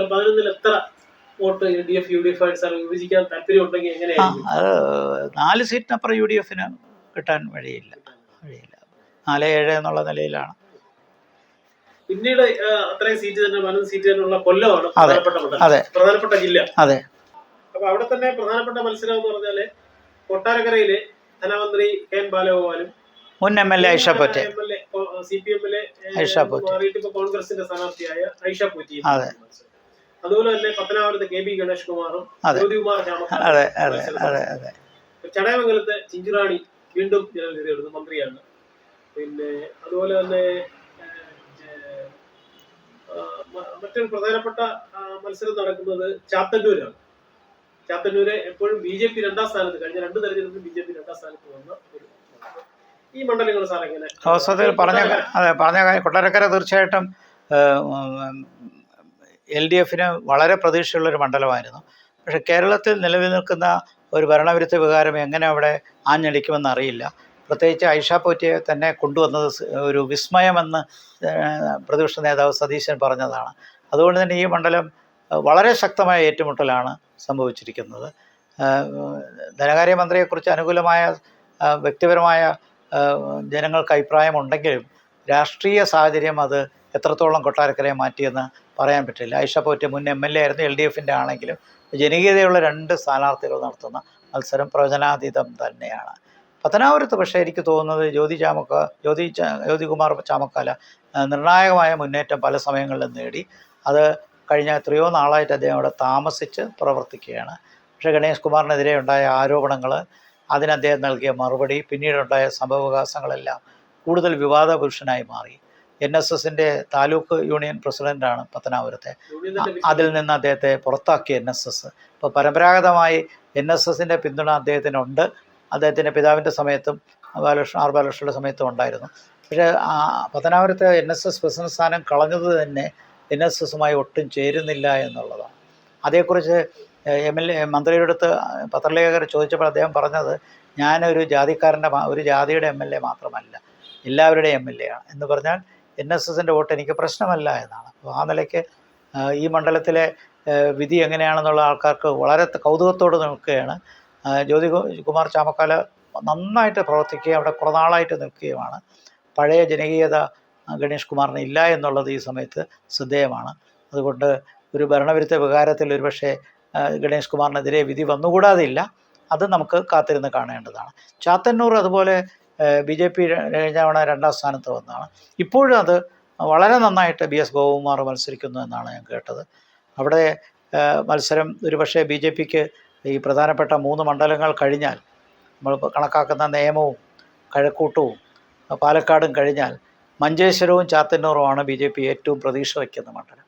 ആ നിലയ്ക്കുള്ള വർക്ക് ഉണ്ട്. മാത്രമല്ല കഴിഞ്ഞ പഞ്ചായത്ത് തിരഞ്ഞെടുപ്പ് നോക്കിക്കഴിഞ്ഞാൽ ഇടതുപക്ഷം അവിടെ നഷ്ടപ്പെട്ടത് BJP-യുടെയും കൂടെ നേട്ടമായി മാറി. പഞ്ചായത്തിൽ കോർപ്പറേഷനിൽ കൊല്ലം കോർപ്പറേഷനും നോക്കുക, ജില്ലാ പഞ്ചായത്ത് നോക്കുക. അപ്പോൾ നോക്കുമ്പോൾ ജില്ലാ പഞ്ചായത്തിൽ പല ഭാഗത്തും BJP വളർന്നിട്ടുണ്ട്. കോർപ്പറേഷനിൽ BJPക്ക് എനിക്ക് തോന്നുന്നു 8 സീറ്റ് എന്തോ കിട്ടിയിട്ടുണ്ട്. അപ്പോൾ അതൊക്കെ കാണിക്കുന്നത് BJP-യുടെ നേട്ടം UDF-ന് ഇടതുപക്ഷത്തിന് നഷ്ടമായി വന്നിരിക്കുന്നു എന്നുള്ളതാണ്. ആ നിലയ്ക്ക് ചാത്തന്നൂരിൽ BJP-യുടെ വളർച്ച വളരെ ശ്രദ്ധിക്കേണ്ട ഒരു കാര്യമാണ്. അപ്പോൾ അങ്ങനെ വരുമ്പോഴത്തേക്കും ഒരുപക്ഷെ ഈ ചാഞ്ചാട്ടമുള്ള വോട്ടർമാർ വിജയിക്കുന്ന സ്ഥാനാർത്ഥി എന്നുള്ള നിലയിൽ ഒരു അഡ്വാൻറ്റേജ് BJPക്ക് വന്നുകൂടാതെ ഇല്ല. പക്ഷേ അതേസമയം CPI സ്ഥാനാർത്ഥിക്ക് ജനകീയതയുള്ളൊരു സ്ഥാനാർത്ഥിയാണ്. അപ്പോൾ അത് രണ്ടും ഞാൻ ചാത്തന്നൂരെ കുറിച്ച് അന്വേഷണം നടത്തിയായിരുന്നു. അപ്പോൾ ബലാബലത്തിൽ നിൽക്കുകയാണ്. അപ്പോൾ CPIക്ക് അനുഭവമുള്ള ഒരു മണ്ഡലം കൂടിയാണ്. പക്ഷെ അവിടെ എത്രത്തോളം, അപ്പോൾ ഇവിടെ കോൺഗ്രസ് കുറച്ച് വളരെ 3ാം സ്ഥാനത്തായി. അതെ, അങ്ങനെ എന്നിട്ടും അവിടെ ജനകീയതയുണ്ട്. അപ്പോൾ കോൺഗ്രസിൻ്റെ സ്ഥാനം എങ്ങോട്ട് പോയി? CPI ആണ് കൂടുതൽ ക്രെഡിബിലിറ്റി വരുന്നതെങ്കിൽ, മറുവശത്ത് NDA ആണ് വരുന്നതെങ്കിൽ, അപ്പോൾ ഇത് 2 പേരിൽ ഒരാളെ ജയിപ്പിക്കാനുള്ള ഒരു ടെൻഡൻസിക്ക് ഷിഫ്റ്റിംഗ് വോട്ടേഴ്സ് എങ്ങോട്ട് തിരിയുമെന്നുള്ളതാണ്. അതുകൊണ്ട് ചാത്തന്നൂർ കാത്തിരുന്ന് കാണേണ്ട ഒരു സാഹചര്യമാണ്. അപ്പോൾ പൊതുവിൽ ഇടതുപക്ഷത്തിന് ഒരു മുൻതൂക്കമുള്ള ജില്ലയാണെന്ന് 11 എനിക്ക് തോന്നുന്നു 6-5 ആയിരിക്കും. 6 ഇടതുപക്ഷവും 5 UDF-നും ആയിരിക്കും. അതല്ലെങ്കിൽ ഒരുപക്ഷെ 6-4-1 എന്നാകാം. അതെ, അങ്ങനെ വന്നാൽ. പിന്നീടുള്ള ചെറിയ സീറ്റുകളുള്ള കാസർഗോഡ് 6 സീറ്റ്, 5 കാസർഗോഡ് 5 സീറ്റ്, 5 സീറ്റുള്ള മഞ്ചേശ്വരം, കാസർഗോഡ്, ഉദുമ, കാഞ്ഞങ്ങാട്, തൃക്കരിപ്പൂർ. അപ്പം അത് വളരെ ശ്രദ്ധിക്കേണ്ട ഒരു ജില്ലയാണ്. പരമ്പരാഗതമായിട്ട് 3 ലെഫ്റ്റും 2 UDF ഇതാണ് അവിടുത്തെ പശ്ചാത്തലം. പക്ഷേ ഇപ്പോഴത് എത്രത്തോളം എന്നുള്ളത് ഡിസ്കസ് ചെയ്യേണ്ട കാര്യമാണ്. കാരണം മഞ്ചേശ്വരത്ത് അത് ഏറ്റവും പ്രധാനം മഞ്ചേശ്വരമാണ്. മഞ്ചേശ്വരത്ത് BJPക്ക് അക്കൗണ്ട് തുറക്കാൻ പറ്റുമോ? കാരണം 2 തവണ വിജയത്തിന് 2 BJP 3 തവണ വിജയത്തിനടുത്തെത്തി. നമ്മൾ അറിഞ്ഞുകൂടാത്ത 1987 ഏതാണ്ട് 800-ൽ പരം വോട്ടിനാണ് KG മാരാർ തോറ്റത്. ഞാനത് ഇപ്പോഴും ഓർക്കുന്നു. വളരെ നേരിയ വോട്ടിലാണ് KG മാരാർ പരാജയപ്പെടുന്നത്. അതിന് 2016 88 വോട്ടിന്, ഇപ്പോൾ 900 വോട്ടിനാണ്. അതെ. അപ്പോൾ അവിടുത്തെ ഒരു പൊളിറ്റിക്സിലൊരു ഡൈനാമിക്സ് ഉള്ളത് ക്രോസ് വോട്ടിംഗ് ഉണ്ട്. അപ്പോൾ BJP കടന്നു വരാതിരിക്കാൻ LDF UDF വോട്ട് ചെയ്യും. പക്ഷേ ഇപ്പോൾ അത് ചെയ്യാൻ LDFന് പറ്റില്ല. കാരണം ചിലപ്പോൾ ഒരു സീറ്റിൻ്റെ വ്യത്യാസം കൊണ്ട് UDF ഭരണത്തിൽ വന്നാലോ. വളരെ ക്ലോസ് ഫൈറ്റാണ് ഈ ഇലക്ഷനിൽ വരുന്നത്. അപ്പോൾ അതുകൊണ്ട് ആരും ക്രോസ് വോട്ടിങ്ങിന് തയ്യാറാവില്ല. പിന്നെ മറ്റൊരു പ്രത്യേകത SDPIയുടെ പ്രസക്തിയാണ്. ഇപ്പോൾ SDPI ഇടതുപക്ഷത്തിന് പിന്തുണ പ്രഖ്യാപിച്ചിട്ടുണ്ട്. ഇടതുപക്ഷത്തിൻ്റെ സ്ഥാനാർത്ഥി അവിടെ ഉണ്ട് താനും. എന്നാൽ മഞ്ചേശ്വരത്ത് SDPIയെ പിൻവലിപ്പിക്കാൻ വേണ്ടി UDF ഒരുപാട് പരിശ്രമിച്ചു. അതിൻ്റെ ഫലമായിട്ട് SDPIയുടെ സ്ഥാനാർത്ഥി അവിടെയില്ല. പക്ഷേ SDPIയുടെ സ്ഥാനാർത്ഥിക്ക് പകരം SDPI വോട്ടേഴ്സ് കാര്യമായിട്ടുള്ള ജില്ലയാണ് കാസർഗോഡ്. എനിക്ക് നേരിട്ടറിയാം. മഞ്ചേശ്വരം വളരെയധികം ഉള്ളതാണ്. അപ്പോൾ SDPIയുടെ വർക്കേഴ്സ് ഇടതുപക്ഷത്തിന് വോട്ട് ചെയ്താൽ, കഴിഞ്ഞ തവണത്തെ പോലെ ക്രോസ് വോട്ടിംഗ് ഉണ്ടാകാതിരുന്നാൽ അത് സുരേന്ദ്രന് ഗുണകരമായി വരും. അതോ കഴിഞ്ഞ തവണത്തെ പോലെ ഈ മുസ്ലിം ലീഗ് സ്ഥാനാർത്ഥിക്ക് SDPI വോട്ട് ചെയ്യുമെങ്കിൽ അതൊരു SDPIയും ജമാഅത്തെയും ലീഗും എല്ലാം 2 സ്ഥലത്താണെന്നുള്ള ആ സിദ്ധാന്തം മാറുകയാണ്. നമുക്കറിയില്ല. പക്ഷേ എന്തായാലും മഞ്ചേശ്വരം ഒരു ടഫ് ഫൈറ്റിന് കാരണമാവുകയാണ്. അവിടെ സ്ട്രെയിറ്റ് ആയിട്ടുള്ള മത്സരം BJPയും IUML അല്ലെങ്കിൽ UDF സ്ഥാനാർത്ഥിയുമാണ്. ഇടതുപക്ഷത്തിൻ്റെ സ്ഥാനാർത്ഥിയുണ്ട്, പക്ഷേ നമുക്കറിയാം അത് വളരെ താഴെയാണ്, 3-ാം സ്ഥാനത്താണ്. അതാണ് മഞ്ചേശ്വരത്തെ കാര്യം പറഞ്ഞത്. കാസർഗോഡ് മുസ്ലിം ലീഗിൻ്റെ സ്ഥാനാർത്ഥിക്ക് നല്ല വെയിറ്റേജ് ഉള്ളൊരു സ്ഥലമാണ്. അതുകൊണ്ട് തന്നെ കാസർഗോഡ് അസംബ്ലി മണ്ഡലം UDFന് കിട്ടാനുള്ള സാധ്യതയാണ്. പക്ഷേ ഉദുമയും കാഞ്ഞങ്ങാടും തൃക്കരിപ്പൂറും ഇത് 3ഉം സ്ഥിരമായി ഇടതുപക്ഷത്തിന് ആഭിമുഖ്യമുള്ള മണ്ഡലമാണ്. കാഞ്ഞങ്ങാട് CPIക്കാണ്. തൃക്കരിപ്പൂരിൽ ഒരു സംശയം. അതെ അതെ അതെ അതെ അതറിഞ്ഞുകൂടാ. കാരണം അദ്ദേഹം സമീപകാലത്തോടെ വന്നതാണ്. മാത്രമല്ല തൃക്കരിപ്പൂർ ശക്തമായ പാർട്ടി ഗ്രാമങ്ങളുള്ള CPMൻ്റെ ആഭിമുഖ്യമുള്ള മണ്ഡലമാണ്. അത് ഉദുമയും അതെ. ഉദുമ, തൃക്കരിപ്പൂർ, കാഞ്ഞങ്ങാടൊക്കെ CPMൻ്റെ കോട്ടകളാണ്, പഴയ അവിഭക്ത കണ്ണൂർ ജില്ല എന്നുള്ളതിൽ. അതുകൊണ്ട് തൃക്കരിപ്പൂർ സ്ഥാനാർത്ഥിയുടെ മികവ് കൊണ്ട് കുറച്ച് പബ്ലിസിറ്റി ഉണ്ടായി എന്നുള്ളതല്ലാതെ വിധിക്ക് വലിയ മാറ്റം വരുന്നതല്ല. എനിക്ക് തോന്നുന്നത് അതിൽ 3-2 എന്നുള്ള നിലയിലോ 3-1-1 എന്നുള്ള നിലയിലോ പോകാനുള്ളൊരു സാധ്യതയുണ്ട്. ഒരു BJP ആണെങ്കിൽ, അല്ലെങ്കിൽ 3-2 UDF. എപ്പോഴും കാസർഗോഡ് ജില്ല പ്രഡിക്റ്റ് ചെയ്യാവുന്നതാണ്. 3-2 സ്ഥിരം. ഈ ഉദുമയും കാഞ്ഞങ്ങാടും തൃക്കരിപ്പൂറും എന്നും ഇടതുപക്ഷത്തിൻ്റെ കൂടെ നിൽക്കുക. ബാക്കി 2 ലീഗിൻ്റെ കൂടെ. പക്ഷേ ലീഗിൻ്റെ കൂടെ എന്ന് പറയുമ്പോഴും ഈ കാസർഗോഡും മഞ്ചേശ്വരത്തും കഴിഞ്ഞ 30 വർഷമായിട്ട് BJP 2-ാം സ്ഥാനത്ത്. അപ്പോൾ ആ പൊളിറ്റിക്സ് നമുക്കറിയാം. ക്രോസ് വോട്ടിംഗ് ആണ്. പക്ഷേ ഇത്തവണ UDFനും LDFനും പരസ്പരം സഹായിക്കാൻ പറ്റില്ല. സഹായിച്ചാൽ ഭരണം പോവും. അതെ. 2011 മുസ്ലിം ഉമ്മൻചാണ്ടി ഗവൺമെൻറ് വന്ന് 2 സീറ്റിലാണ്. ഈ തെരഞ്ഞെടുപ്പ് വളരെ ഫോക്കസ്ഡും വളരെ ക്ലോസുമാണ്. അതുപോലെ വന്നുകൂടാതില്ല. ശംഖുസഭ വരുമോ എന്ന് അറിഞ്ഞുകൂടാ. അപ്പോൾ അതുകൊണ്ട് മഞ്ചേശ്വരവും വളരെ സൂക്ഷിക്കേണ്ട ഒരു മഞ്ചേശ്വരമാണ് കാസർഗോഡ് ജില്ലയിലെ ഏറ്റവും പ്രധാനം. പിന്നെ 3 സീറ്റുള്ള വയനാടാണ്. അതെ, വയനാട് ഇത്തവണ UDFൻ്റെ ആധിപത്യമാണ്.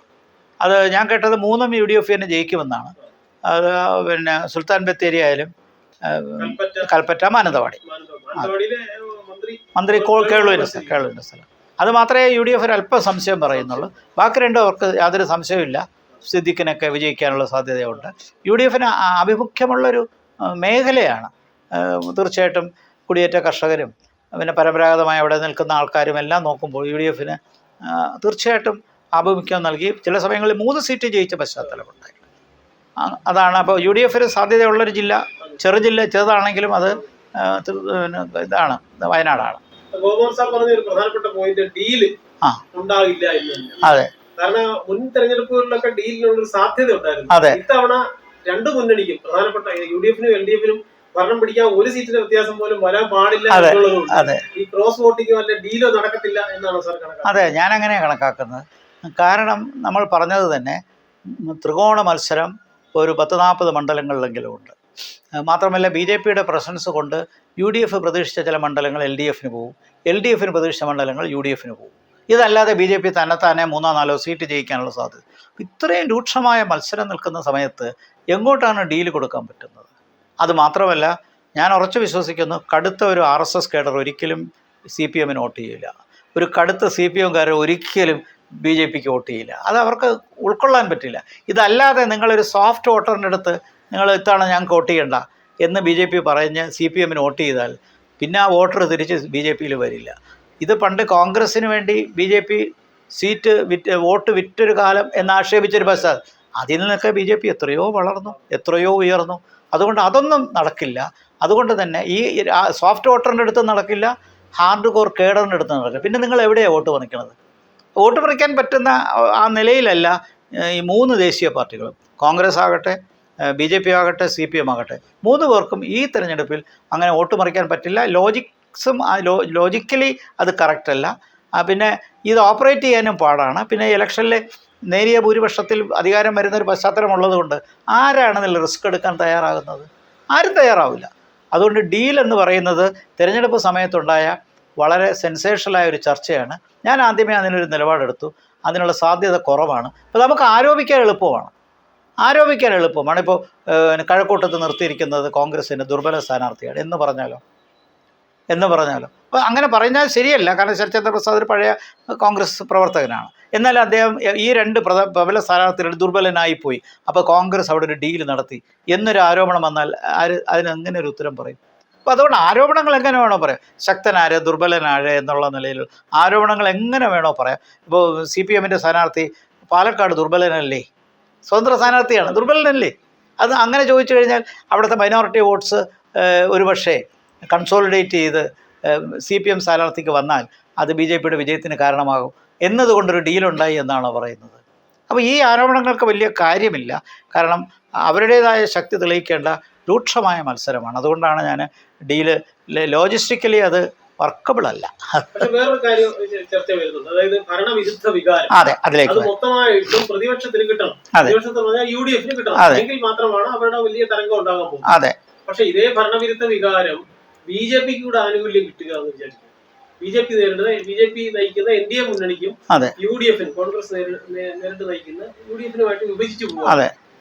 അങ്ങനെ വിഭജിച്ചു പോയാൽ ആ നേട്ടം LDF-ന് കൃത്യമായി കിട്ടില്ല. ഇത് ചർച്ച ചെയ്യേണ്ട ഒരു വിഷയമാണ്. ഭരണവിരുദ്ധ വികാരം എന്നുള്ളൊരു വസ്തുതയാണ്. ഏതൊരു ഗവൺമെൻറ് ഭരണത്തിലിരുന്നാലും ഭരണത്തിൽ നിന്ന് പോകുമ്പോൾ പുതിയൊരു തിരഞ്ഞെടുപ്പ് വരുമ്പോൾ അതിനെതിരെയുള്ള ഫീലിങ്സ് വളരെ ശക്തമായിട്ട് വരും. അതിനെ ഓവർകം ചെയ്യുന്ന രീതിയിലുള്ള പബ്ലിക് റിലേഷൻസ് വർക്ക് കഴിഞ്ഞ 1 വർഷമായിട്ട് LDF ചെയ്തുകൊണ്ടിരിക്കുകയാണ്. ഇപ്പോൾ തിരഞ്ഞെടുപ്പ് മാനിഫെസ്റ്റോയും വന്നു. അപ്പോൾ അതിനോടൊപ്പം ഭരണവിരുദ്ധ വികാരം എന്ന് ചൂണ്ടിക്കാണിക്കപ്പെടുന്ന മേഖലകൾ നമുക്ക് വളരെ നന്നായിട്ടറിയാം. വിലക്കയറ്റം, തൊഴിലില്ലായ്മ, അഴിമതി, ആരോഗ്യരംഗത്ത് പ്രത്യേകിച്ച് മരുന്നില്ല, സ്പെഷ്യലിസ്റ്റുകളില്ല, ഉപകരണങ്ങളില്ല, വിദ്യാഭ്യാസ രംഗത്ത് വന്ന ഗുണമേന്മയുടെ തകർച്ച, പ്രത്യേകിച്ച് ഉന്നത വിദ്യാഭ്യാസ രംഗത്ത്. ഇതൊക്കെ പരിഗണിച്ചുകൊണ്ട് പൊതുവിൽ 10 വർഷം ഭരിച്ച ഗവൺമെൻറ് 5 വർഷത്തേക്ക് എവാലുവേറ്റ് ചെയ്യാൻ പറ്റുള്ളൂ. പക്ഷേ അതിനെ പൊതുവിൽ 10 വർഷത്തിൻ്റെ അടുത്ത് പറയുമ്പോൾ ഈ ഗവൺമെൻറ്റിനെതിരെ ആരോപിക്കാൻ ഒരുപാട് കാരണങ്ങളുണ്ട്. അതുകൊണ്ട് തന്നെ ഭരണവിരുദ്ധ വികാരമുണ്ട് എന്നുള്ളൊരു വസ്തുതയാണ്. അപ്പോൾ ഈ തെരഞ്ഞെടുപ്പിലെ പ്രത്യേകത എന്ന് പറഞ്ഞത് ഈ ക്യാമ്പയിൻ്റെ കാര്യത്തിലും പബ്ലിക് റിലേഷൻസിൻ്റെ കാര്യത്തിലും LDF നടത്തിയ മുന്നേറ്റം, അതിനെ ചെറുക്കുന്ന രീതിയിൽ UDF-ന് ഒരു പരിശ്രമം തുടക്കത്തിലുണ്ടായില്ല. പ്രത്യേകിച്ച് K. സുധാകരൻ നടത്തിയ ഒരു മുന്നേറ്റം, പ്രത്യേകിച്ച് പാർട്ടി വിരുദ്ധ മുന്നേറ്റം, 5 ദിവസം ഹൈക്കമാൻഡിനെ തന്നെ നിയന്ത്രിക്കുന്ന ഒരു സാഹചര്യം വന്നു. അത് കഴിഞ്ഞ് മുഖ്യമന്ത്രി സ്ഥാനാർത്ഥികളെക്കുറിച്ച് അഭിപ്രായ വ്യത്യാസം ഉണ്ടാകാൻ സാധ്യതയുണ്ടെന്ന് PJ കുര്യൻ്റെ ഒരു പ്രസ്താവനയിൽ കൂടി നമുക്ക് മനസ്സിലാക്കാൻ കഴിഞ്ഞു. അപ്പോൾ അങ്ങനെ വരുമ്പോൾ ഒറ്റയ്ക്ക് മുഖ്യമന്ത്രിയുടെ ആ പേഴ്സണാലിറ്റി എന്നുള്ളൊരു ഫാക്ടർ, അതിനോടൊപ്പം MLA-മാർ നടത്തിയ വികസന പ്രവർത്തനങ്ങൾ മിക്കവാറും എല്ലാവർക്കും സീറ്റ് കൊടുക്കുകയും ചെയ്തു ഒരിക്കൽ കൂടി മത്സരിക്കാനായിട്ട്. അതെല്ലാം വെച്ച് നോക്കുമ്പോൾ മറുവശത്ത് ഭരണവിരുദ്ധ വികാരം കൊണ്ട് മാത്രമേ ഇതിനെ നേരിടാൻ കഴിയുള്ളൂ. ഭരണവിരുദ്ധ വികാരം നന്നായി ഷാർപ്പൻ ചെയ്യാൻ VD സതീശന് കഴിഞ്ഞു എന്നുള്ളൊരു വസ്തുത നമ്മുടെ മുമ്പിലുണ്ട്. ഇനി BJP എത്രത്തോളം ഭരണവിരുദ്ധ വികാരം ഉൾക്കൊള്ളാൻ കഴിയുമെന്നുള്ളത്. സാധാരണഗതിയിൽ BJPക്ക് കഴിഞ്ഞ ഇലക്ഷനിൽ 2021 11.5% വോട്ടാണ് കിട്ടിയത്. ഞാനിത്തവണ അതൊരു പരമാവധി 18% NDA-ക്ക് പ്രതീക്ഷിക്കുന്നത്. എന്ന് പറഞ്ഞാൽ ഒരു 6.5% വർധന NDA-ക്കാണ് മൊത്തത്തിൽ. അങ്ങനെ അത്രയും വർദ്ധിക്കുന്നത് BJP-യുടെ പരമാവധി ഒരു സീലിംഗാണ്. അത് കഴിഞ്ഞ് BJP-ക്ക് വരണമെങ്കിൽ വലിയ മാറ്റങ്ങൾ മുന്നണി രാഷ്ട്രീയത്തിലുണ്ടാകണം. ഈ മുന്നണി രാഷ്ട്രീയത്തിൽ പ്രധാനപ്പെട്ട LDF UDF ശക്തമായിട്ട് എത്രയോ കാലമായിട്ട് 80കൾ തൊട്ട് തുടക്കത്തിൽ തന്നെ തുടങ്ങിയത് ഇപ്പോഴും തുടരുകയാണ്. അപ്പോൾ എത്ര വർഷം, ഏതാണ്ട് 46 വർഷമായിട്ട് ബൈപോളാർ പൊളിറ്റിക്സ്. ആ ബൈപോളാറിസം ഇപ്പോൾ തകരുകയാണ്. അപ്പോൾ ആ തകരുന്ന സമയത്ത് ഈ ഏതെങ്കിലും ഒരു മുന്നണിയെ പൂർണ്ണമായി തോൽപ്പിച്ചുകൊണ്ട് മാത്രമേ BJPക്ക് ആ സ്ഥാനത്ത് വരാൻ പറ്റൂ. അതുകൊണ്ട് തന്നെ ഭരണവിരുദ്ധ വികാരത്തിൻ്റെ ചെറിയ പങ്ക് മാത്രമേ BJPക്ക് കിട്ടൂ. അതാണ് എൻ്റെ ആൻസർ. അതാണ്. അപ്പോൾ ഞാൻ കാണുന്ന ഒരു 18% പരമാവധി, ഹയസ്റ്റ് ലെവലാണ്. അപ്പോൾ ആ 18% എന്ന് പറഞ്ഞു കഴിഞ്ഞാൽ ഭരണവിരുദ്ധ വികാരത്തിൻ്റെയും ഒരു 18-20% ഉള്ളൂ. ബാക്കി UDF തന്നെ പോകുന്നത്. അതെ അതെ അതെ UDFനെ പോകും, നല്ല മെജോറിറ്റി പോകും. അതിനോടൊപ്പം സോഷ്യൽ എഞ്ചിനീയറിംഗും ഉണ്ട്. സോഷ്യൽ എഞ്ചിനീയറിംഗ് നമുക്ക് ഇവിടെ ഇപ്പം നമ്മൾ ഈ സമയത്തെങ്കിലും ജാതിയുടെ കാര്യം പറയാതിരിച്ചിട്ട് കാര്യമില്ല. അതായത് ഭരണവിരുദ്ധ വികാരം എന്ന് പറയുമ്പോൾ പ്രധാനമായിട്ടും മുഖ്യമന്ത്രിക്കെതിരായ താല്പര്യം, ഒരു ഇഷ്ടക്കേട് സമൂഹത്തിൽ പ്രകടിപ്പിക്കുന്നുണ്ട് പല വിഭാഗങ്ങൾ അദ്ദേഹത്തിന്റെ വർത്തമാനത്തിൽ, മറ്റു കാര്യങ്ങൾ. പക്ഷെ മുഖ്യമന്ത്രിയോടുള്ള അനിഷ്ടം ഈ മണ്ഡലങ്ങളിൽ MLA-മാരോടുണ്ടോ എന്നൊരു സംശയം വളരെ പ്രസക്തമാണ്. അത് പറഞ്ഞ വളരെ ശരിയാണ്. മുഖ്യമന്ത്രിയോടുള്ള അനിഷ്ടം MLA-മാരോടുണ്ടോ ഇല്ല, ഒരു ചോദ്യമുണ്ട്. പലർക്കും ഇല്ല, പലയിടത്തുമില്ല. അത് ശരിയാണ്. കാരണം MLA-മാർ നടത്തിയ വികസന പ്രവർത്തനങ്ങൾക്ക് അതിന് വേണ്ട പിന്നെ പ്രചരണവും നൽകിയ സ്ഥിതിക്ക് MLA-മാർക്ക് തന്നെ സീറ്റ് കൊടുത്ത വിധം തന്നെ ആ കോൺഫിഡൻസിലാണ് നിങ്ങൾ ജയിച്ചു വരണം എന്നുള്ളതാണ്. MLA-മാർ ജയിച്ചു വരണം. അപ്പോൾ 98 MLA-മാർ, 97 MLA-മാരുണ്ട് ഇപ്പോൾ ഒടുവിൽ. ആ 97 MLA-മാരിൽ 71 പേര് ജയിച്ചു കഴിഞ്ഞാൽ ഭരണമായില്ലേ. പക്ഷേ ആ ഒരു വെല്ലുവിളിയാണ് ഉള്ളത്. ആ മറുവശത്ത് താങ്കൾ ചൂണ്ടിക്കാണിച്ച പോലെ മുഖ്യമന്ത്രിയുടെ പ്രത്യേകിച്ച് അദ്ദേഹത്തിൻ്റെ പ്രസൻസ്, രാഷ്ട്രീയം, ബോഡി ലാംഗ്വേജ്, പിന്നെ പലപ്പോഴും നടത്തിയ ശൈലി, പ്രവർത്തനങ്ങൾ, ഇത് തമ്മിൽ എങ്ങനെ ജനങ്ങൾ കാണുന്നു എന്നുള്ളതാണ്. അതാണ് തീർച്ചയായിട്ടും. അപ്പോൾ ഭരണവിരുദ്ധ വികാരത്തെ മൊത്തത്തിൽ MLA-മാരുടെ സൽപ്രവൃത്തി കൊണ്ട് ഓവർകം ചെയ്യാൻ പറ്റുമോ? ചില മണ്ഡലങ്ങളിൽ ഇത് പറ്റും എന്നാണ് എൻ്റെ അഭിപ്രായം. പക്ഷെ അത് ഭൂരിപക്ഷ മണ്ഡലങ്ങളിൽ പറ്റുമെന്ന് എനിക്ക് തോന്നുന്നില്ല. സ്ത്രീ വോട്ടർമാർ അതെ കൂടുതലാണ്. അതെ അതെ അതെ 2016 പിണറായി വിജയൻ നയിച്ച മന്ത്രിസഭയെ സ്ത്രീകളോട് ഏറ്റവും കൂടുതൽ അടുപ്പിച്ച പ്രളയകാലത്തും കോവിഡ് കാലത്തും അദ്ദേഹം വൈകുന്നേരങ്ങളിൽ നടത്തി പത്രസമ്മേളനങ്ങൾ. സ്ത്രീകൾ പതിവായി കാണുന്ന സീരിയലുകൾ വഴി ഒഴിവാക്കിക്കൊണ്ട് അവർ വന്നിരുന്ന് കാണുകയും നമുക്കൊരു രക്ഷകനുണ്ട്, നമുക്കൊരു ആശ്രയമുണ്ട് പോകുന്ന വിധത്തിലാണ് അവര്. തീർച്ചയായിട്ടും അങ്ങനെയാണ് പിണറായി വിജയനോട് ആഭിമുഖ്യം ഉണ്ടാകുന്നത്. 2021 അതൊരു നല്ല ഭൂരിപക്ഷത്തിലേക്ക് നയിക്കുകയും ചെയ്തു. പക്ഷെ ഇപ്പൊ ആ ആഭിമുഖ്യം ആ രീതിയിൽ തന്നെ സ്ത്രീകൾ കാണുന്നുണ്ടോ? ഇല്ല. സ്ത്രീകളുടെ ഭാഗത്തുണ്ടോ? ഇല്ല.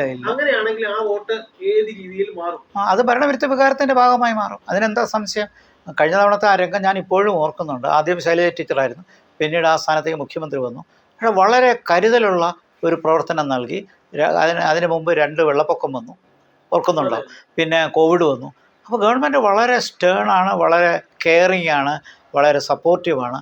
അത് മാത്രമല്ല ഓരോ ദിവസവും വന്ന് 1 മണിക്കൂറിൽ കൂടുതൽ വന്ന് ചെയ്ത കാര്യങ്ങളെക്കുറിച്ച് അത് കിട്ടിയ ഒരു പോസിറ്റിവിറ്റി ഉണ്ട്. അതിപ്പോൾ ഇല്ല. അതില്ല എന്നുള്ളതാണ്. അതിന് പകരം വിലക്കയറ്റമൊക്കെ വന്നപ്പോൾ സ്ത്രീകളാണ് അതിൽ ഏറ്റവും കൂടുതൽ വിഷമിക്കുന്നത്, സാധാരണ സ്ത്രീകളാണ്.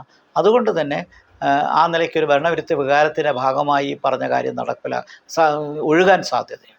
ഒന്നാം പിണറായി സർക്കാരിനെ രണ്ടാം പിണറായി സർക്കാരിനെ താരതമ്യം ചെയ്തു. സമർത്ഥരായ മന്ത്രിമാരായിരുന്നു. തീർച്ചയായും മന്ത്രിസഭയിൽ കുറെ MLA-മാരുണ്ടെന്നുള്ളത് ജനം കരുതുന്ന അവസ്ഥയെത്തിയിരിക്കും. അപ്പൊ അത് ഇപ്പോ മന്ത്രിമാര് പുറത്തിറങ്ങി നിന്ന് കഴിഞ്ഞാൽ അവരെ സ്വയം തിരിച്ചറിയുന്ന ഒരു അവസ്ഥ ഈ കാലത്തുണ്ടായില്ല. എങ്ങനെയാണ് സാറേ ഈ മന്ത്രിസഭയുടെ രണ്ടാം പിണറായി സർക്കാർ വരുമ്പോഴുള്ള മന്ത്രിസഭ? അത് വാസ്തവത്തിൽ ആലോചിച്ച് നോക്കുമ്പോൾ കുറച്ചുകൂടി കഴിവുള്ളവരെ കണ്ടെത്തി നല്ലൊരു മന്ത്രിസഭ ഉണ്ടാക്കാമായിരുന്നു.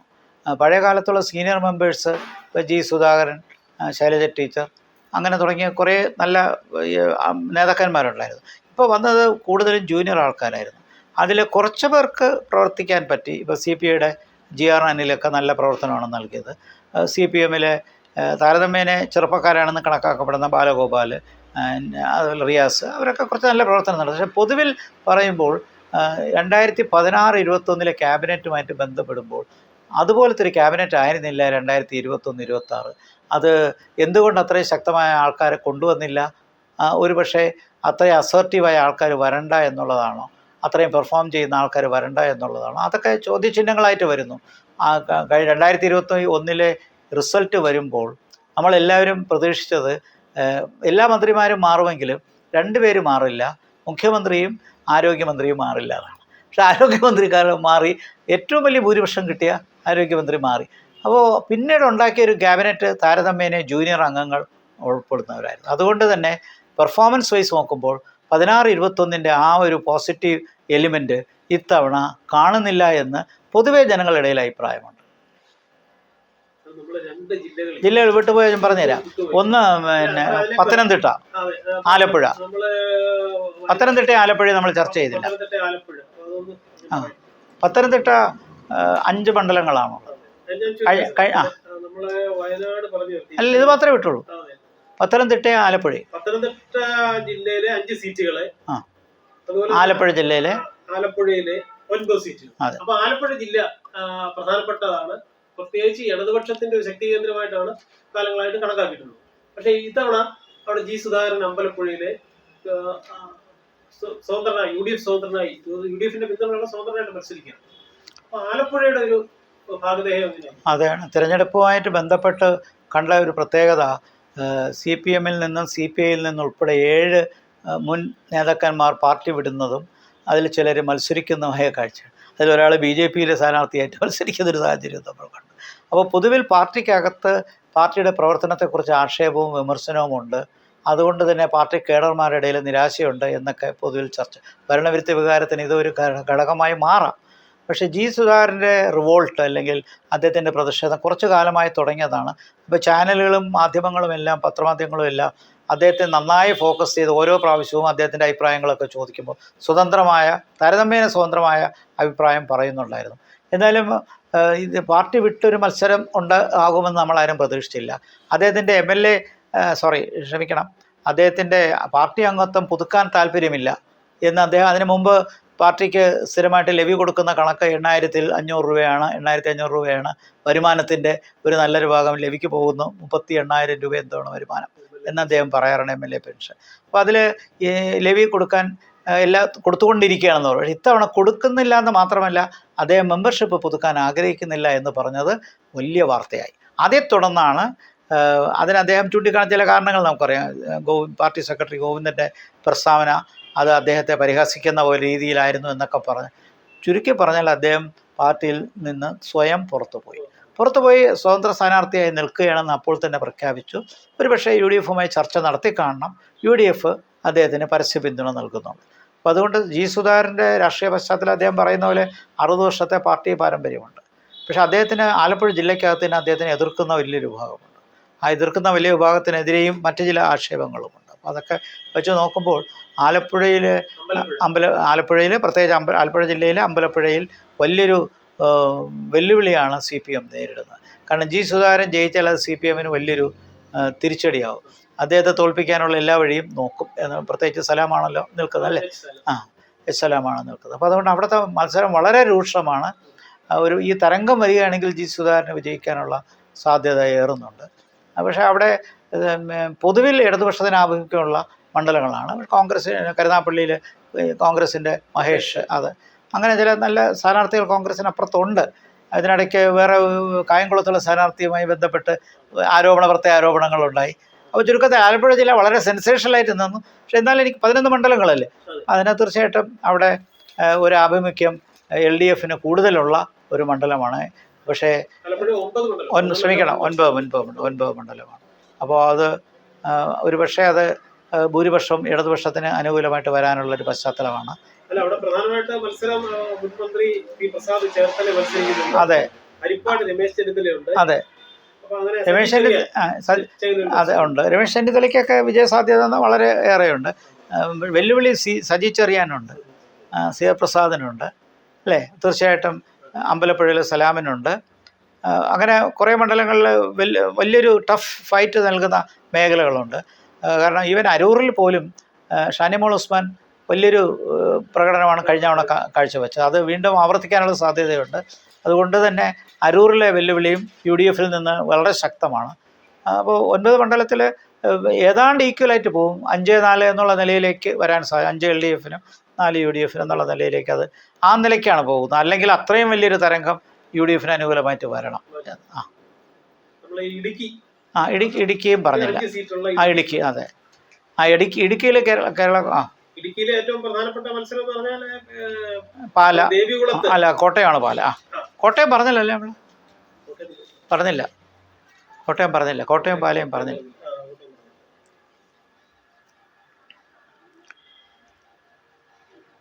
അതുപോലെ തന്നെ 9 സീറ്റുള്ള കോട്ടയം ഒരു പ്രധാനപ്പെട്ട, അതെ, ഒന്ന് പാലായിലെ മത്സരമാണ്, അതെ, ശ്രദ്ധയോടുകൂടി ആൾക്കാർ നോക്കുന്നു. അതെ, തൊടുപുഴ, ഏറ്റുമാനൂർ വാസവന്റെ, തിരുവഞ്ചൂരുണ്ട് കോട്ടയത്ത്, പുതുപ്പള്ളി ചാണ്ടിയുമ്മനുണ്ട്. അതെ. അല്ല, കോട്ടയത്തെ മുൻതൂക്കം UDF തന്നെ, യാതൊരു തർക്കവുമില്ല. പാലയാണ് അതിനകത്ത് ശ്രദ്ധിക്കപ്പെടുന്നത്, പൂഞ്ഞാറും. അല്ലേ, അത് രണ്ടും വളരെ ശ്രദ്ധിക്കപ്പെടുന്ന മേഖലയല്ലേ? PC ജോർജ്, അതെ. പാലായില് ജോസ് കെ മാണി, ഷോൺ ജോർജും. ഷോൺ ജോർജ് വളരെയധികം വോട്ടുകൾ നേടുന്നു എന്നാണ് മനസ്സിലാക്കിയത്. അതുപോലെ PC ജോർജും വലിയ പിന്തുണ ജനങ്ങളുടെ നിന്ന് കിട്ടിയിട്ടുണ്ട്. ഇവർ രണ്ടുപേർക്കും ജയിക്കാൻ പറ്റുമോ എന്ന് ചോദിച്ചാൽ അറിയാൻ പറ്റില്ല. പക്ഷേ ഇത്തവണ മാണി സി കാപ്പൻ്റെ വിജയം സുനിശ്ചിതമല്ല. കാരണം ഈ ഷോൺ ജോർജിൻ്റെ വരവും അദ്ദേഹം നേടുന്ന വോട്ടുകൾ ഒരു വലിയ പങ്കുവരെ മാണി സി കാപ്പനിൽ നിന്നാണ് എന്ന് പറയുന്നു. അതുകൊണ്ട് ജോസ് കെ മാണി ജയിക്കാനുള്ള എല്ലാ സാധ്യതയുമാണെന്നാണ് പാലയെക്കുറിച്ച് പറയുന്നത്.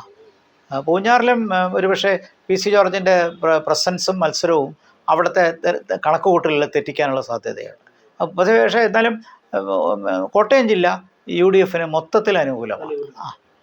കേരള കോൺഗ്രസിൻ്റെ 2 വിഭാഗങ്ങളുള്ളതിൽ 2 ഗ്രൂപ്പ് UDF എത്തുന്നുള്ള പ്രതീക്ഷയായിരുന്നു ഉണ്ടായിരുന്നത്. പക്ഷേ മാണി ഗ്രൂപ്പ് അവസാനം LDF തന്നെ നിൽക്കാൻ ആഗ്രഹിച്ചു. ഇനി നമുക്ക് അറിഞ്ഞുകൂടാ, നാളെ ഒരു തൃശങ്കു സഭ വന്നാൽ അത് മാണി ഗ്രൂപ്പ് ഒരു പക്ഷേ UDF വരാൻ സാധ്യതയുണ്ടോ എന്നുള്ളൊരു, കാരണം സഭയുടെയൊക്കെ താല്പര്യം UDF എന്ന് പരസ്യമായിട്ട് നമുക്കറിയാമല്ലോ. നിലനിർത്തുന്നുണ്ട്. കാരണം അവിടെയും ശക്തമായ ത്രികോണ മത്സരം. നമ്മൾ നേരത്തെ പറഞ്ഞ ത്രികോണ മത്സരത്തിൻ്റെ കൂട്ടത്തിൽ കൂട്ടാവുന്നതാണ്. അതാണ് BJPയുടെ പ്രസൻസ് വളരെ ശക്തമായി പാലായിലും പൂഞ്ഞാറുമുണ്ട്. ഷോൺ ജോർജ് ഇത്രയും ജനകീയമാവും പെട്ടെന്നെന്ന് ആരും വിചാരിച്ചില്ല. പക്ഷേ അദ്ദേഹത്തിൻ്റെ രീതിയിലുള്ള സംഭാവനകൾ രാഷ്ട്രീയത്തിൽ നടത്തിയത് കൊണ്ടായിരിക്കാം അവിടെ ഒരുപക്ഷെ മാണി സി കാപ്പനേക്കാൾ വോട്ട് ഷോൺ ജോർജിന് കിട്ടാൻ വഴിയുണ്ടെന്നാണ് പറയുന്നത്. അപ്പോൾ അത് കാണിക്കുന്നത് തീർച്ചയായിട്ടും ജോസ് കെ മാണിക്ക് അനുകൂലമായ ഒരു സാഹചര്യം അവിടെ ഉണ്ട് എന്നുള്ളത്. ഇടുക്കിയുടെ കാര്യത്തിൽ എങ്ങനെയാണ്? ഇടുക്കി വരുമ്പോഴേ 5 സീറ്റോട് കൂടി ഇടുക്കിയുണ്ട്, മലയോര മണ്ഡലമാണ്. അവിടെ UDF രാജേന്ദ്രൻ BJP സ്ഥാനാർത്ഥി. അതെ, അതെ, തീർച്ചയായിട്ടും. അവിടെ രാജേന്ദ്രൻ്റെ സ്ഥാനാർത്ഥിത്വം BJPക്ക് അനുകൂലമായ ചില ഘടകങ്ങളുണ്ട്. അദ്ദേഹം മുൻ MLA ആയിരുന്നു. ദേവികുളത്ത് അവിടുത്തെ CPMൻ്റെ പിരിമിഡ് തൊഴിലാളികളുടെ ഇടയിലുള്ള ജനകീയതയൊക്കെ അതൊക്കെ ചോദ്യം ചെയ്യപ്പെടുകയാണ്. ഇത്തവണ ഇടുക്കി ജില്ല UDF അനുകൂലമാണ്, കൂടുതലും UDF ചെറിയ വോട്ട് ജില്ലയാണെങ്കിലും അതിൻ്റെ ചായ്വ് UDF അനുകൂലമാണ്. അതുകൊണ്ട് PJ ജോസഫിൻ്റെ മകനും മറ്റും അവിടെ നിന്ന് ജയിക്കാനായിട്ട്, തൊടുപുഴയല്ലേ, അതെ, അദ്ദേഹത്തിന് ജയിക്കാനൊന്നും വലിയ വിഷമം ഉണ്ടാവില്ല. UDF തീർച്ചയായിട്ടും എനിക്കുള്ള 5-ൽ 4 മണ്ഡലങ്ങളും കിട്ടാൻ വഴിയുണ്ടതാണ്. റോഷി അദ്ദേഹത്തിൻ്റെ മത്സരവും വളരെ കടുപ്പമേറിയതാണ്. അത് ചില ആൾക്കാർ പറയുന്ന അദ്ദേഹത്തിന് തോൽവി സാധ്യതയുണ്ട് എന്ന് പറയുന്നു. നമുക്കറിയില്ല. പക്ഷെ എന്തായാലും അവിടെ വലിയ ശക്തമായ കടുപ്പമേറിയ മത്സരമാണ്. പിന്നെ കേരളത്തിലെ ഏത് സന്ദർഭത്തിലും മതനിരപേക്ഷ കേരളം എന്ന് പറയാറുണ്ട്. പക്ഷെ തെരഞ്ഞെടുപ്പ് വരുമ്പോഴാണ് ജാതിയെ കുറിച്ച് കൃത്യമായിട്ട് പറയുന്നത്. ഇപ്പോൾ ഉദാഹരണമായിട്ട് മുസ്ലിം വോട്ട് എത്ര ഉണ്ട്, ക്രിസ്ത്യൻ വോട്ട് എത്ര ഉണ്ട്, ഈഴവ വോട്ട് എത്ര ഉണ്ട്, നായർ വോട്ട് എത്ര ഉണ്ട്, ദളിത് വോട്ട് അങ്ങനെയാണോ? ഇങ്ങനെ ജാതി തിരിച്ചുള്ള ഒരു മതനിരപേക്ഷ കേരളത്തിലെ വോട്ടർമാരെ തിരിക്കണം. അപ്പോൾ ഇത്തവണ ന്യൂനപക്ഷ വോട്ടുകൾ പൂർണ്ണമായിട്ട് UDF, അതായത് ക്രിസ്ത്യൻ മുസ്ലിം വോട്ട്, ഈ രീതിയിൽ തരംതിരിവ് കൃത്യമായ ഒരു രീതി തന്നെയാണ്, ജാതി അനുസരിച്ച് തന്നെയാണോ ഇത് പോകുന്നത്? പൂർണ്ണമായിട്ടും ശരിയല്ല, പൂർണ്ണമായിട്ടും ജാതി അനുസരിച്ചല്ല ചെയ്യുന്നത്. പക്ഷേ ഇതിനകത്തൊരു ക്രിട്ടിക്കൽ മാസ് ബേസ് എന്ന് പറയും ഓരോ കമ്മ്യൂണിറ്റിക്കകത്ത്. ചില കമ്മ്യൂണിറ്റിക്കാർ വോട്ട് ഷിഫ്റ്റ് ചെയ്യാൻ വ്യഗ്രത കാണിക്കും, കൂടുതൽ താല്പര്യം കാണിക്കും, ഡൈനമിക് ആയിരിക്കും. അതുകൊണ്ട് തന്നെ ആ കമ്മ്യൂണിറ്റിയുടെ വോട്ടിൻ്റെ ബൾക്ക് ക്രിട്ടിക്കൽ മാസ് ബേസ് അവരുടെ നേതൃത്വം പറയുന്നത് പോലെ വീഴാൻ സാധ്യതയുണ്ട്. ഇത് വാസ്തവത്തിൽ മതനിരപേക്ഷതയൊക്കെ പറയുമെങ്കിലും നമുക്കറിയാം ഈ രാഷ്ട്രീയത്തിനകത്ത് ജാതിയും മതവും ഘടകങ്ങളാണ്. പക്ഷേ ഈ തിരഞ്ഞെടുപ്പിൽ ജാതിയേക്കാൾ മതത്തിനാണ് സ്ഥാനം വന്നത്. ഞങ്ങൾ അക്കാഡമിക്കായിട്ട് പറയുമ്പോൾ പൊളിറ്റിക്കൽ സോഷ്യോളജി എന്നൊരു ബ്രാഞ്ച് തന്നെ ഉണ്ട് എല്ലാ രാഷ്ട്രീയത്തിലും. അത് ലിബറൽ ഡെമോക്രസീസിൽ പൊളിറ്റിക്കൽ സോഷ്യോളജിക്കകത്ത് വരുന്ന കാര്യങ്ങളാണ് caste, religion, faction, ethnicity, tribe, region, ഇത് പിന്നെ എക്കണോമിക് ഫാക്ടേഴ്സ്. അപ്പോൾ ഒരു ലിബറൽ പെർസ്പെക്റ്റീവ് കൂടെ കാണുമ്പോൾ ഇതിനെ നമ്മൾ അങ്ങനെ ഇത് പാടില്ല എന്ന് പറയാൻ പറ്റില്ല. കാരണം നമ്മൾ വോട്ട് ചെയ്യുന്ന ഒരു വോട്ടർ പല ഫാക്ടേഴ്സ് അയാൾ ഇൻഫ്ലുവൻസ് ചെയ്യും. അതിനകത്തൊരു പ്രധാനപ്പെട്ട ഘടകമാണിത്. ഇത് മാത്രമല്ല എന്ന് പറയുന്നതായിരിക്കും ശരി. അപ്പോൾ ഇത്തവണ മൈനോറിറ്റി കൺസോളിഡേഷൻ UDF അനുകൂലമാണെന്നുള്ളൊരു വസ്തുതയാണ്. അത് UDFൻ്റെ ഏറ്റവും ശക്തമായ 2 ഘടകങ്ങളാണ്: ഭരണവിരുദ്ധ വികാരവും സോഷ്യൽ എഞ്ചിനീയറിംഗ്. വോട്ട് ബാങ്കുകൾ പിടിച്ചെടുക്കുക. ആ വോട്ട് ബാങ്കുകൾ പിടിച്ചെടുക്കുന്ന കാരണം 10 കൊല്ലമായിട്ട് ഭരണമില്ലാതെ മുസ്ലിം ലീഗ് പുറത്തു നിൽക്കുന്നു. കേരളത്തിൽ ഏതാണ്ട് 28% മുസ്ലിം സമുദായത്തിലെ ആൾക്കാരുണ്ട്. പക്ഷെ അവരെല്ലാവരും മുസ്ലിം ലീഗിലെ ആൾക്കാരല്ല. പ്രത്യേകിച്ച് മലബാറിൽ 3-4 ജില്ലകളിലാണ് മുസ്ലിം ലീഗിൻ്റെ പ്രധാനപ്പെട്ട ശക്തി. അവിടെ ഉള്ളതുപോലത്തെ ഒരു കൺസോളിഡേഷൻ വേറെ ഒരിടവും സംഭവിക്കുന്നില്ല എന്ന് വേണമെങ്കിൽ പറയാം. പിന്നെ സെൻട്രൽ ട്രാവൻകൂറിലും സെൻട്രൽ കേരളയിലും തീർച്ചയായിട്ടും ക്രിസ്ത്യൻ കമ്മ്യൂണിറ്റിയുടെ ഒരു കൺസോളിഡേഷനുണ്ട്. മിക്ക ക്രൈസ്തവ സഭകൾ ഒരുപാടുണ്ട്. മിക്ക ക്രൈസ്തവ സഭകളും UDF അനുകൂലമായ പ്രസ്താവനകളാണ് ഇറക്കിയത്. അതുകൊണ്ട് തന്നെ ക്രിസ്ത്യൻ കമ്മ്യൂണിറ്റിയുടെ shift more or less UDF അനുകൂലമാണ്. അപ്പോൾ ഈ 2 മൈനോറിറ്റി ഫാക്ടേഴ്സും കൂടി വരുമ്പോൾ അത് UDF ഒരു പ്രബലമായ വോട്ടിംഗ് ബേസായി വരും. അപ്പൊ അങ്ങനെയാണെങ്കിൽ സാർ പറഞ്ഞ അനുസരിച്ച് പാലായിലും പൂഞ്ഞാറിലും 3 ക്രിസ്ത്യൻ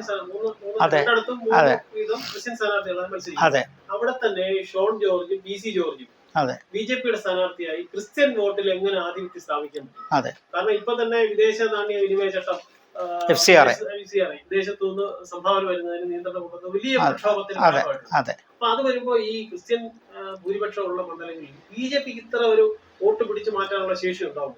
ഇല്ല, വാസ്തവത്തിൽ അത് ഇല്ല എന്ന് വേണം പറയാൻ. പക്ഷേ ഈ പാലായിലും പൂഞ്ഞാറിലുള്ള വ്യത്യാസം, കഴിഞ്ഞ കുറേ വർഷങ്ങളായി ഇവർ BJPയുമായിട്ട് അടുത്ത് നിൽക്കുന്നവരാണ്.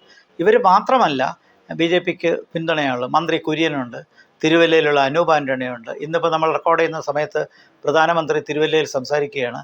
വലിയൊരു ജനസഞ്ചയമാണ് അദ്ദേഹത്തെ കാണാൻ വന്നിരിക്കുന്നത്, തിരുവല്ലയിൽ മത്സരിക്കുന്ന അനൂപ് ആൻ്റണിക്ക് വേണ്ടി. അപ്പോൾ അനൂപ് ആൻ്റണിയും മന്ത്രി കുര്യനുമൊക്കെ RSSൽ നിന്നേ വളർന്നു വന്ന് BJPയിലെത്തിയവരാണ്. അതുപോലെയല്ല PC ജോർജിൻ്റെ കാര്യത്തിലും ഷോൺ ജോർജിന്. പക്ഷേ ഇവർക്കൊക്കെ പോക്കറ്റ്സ് ഓഫ് ഇൻഫ്ലുവൻസ് ഉണ്ട്.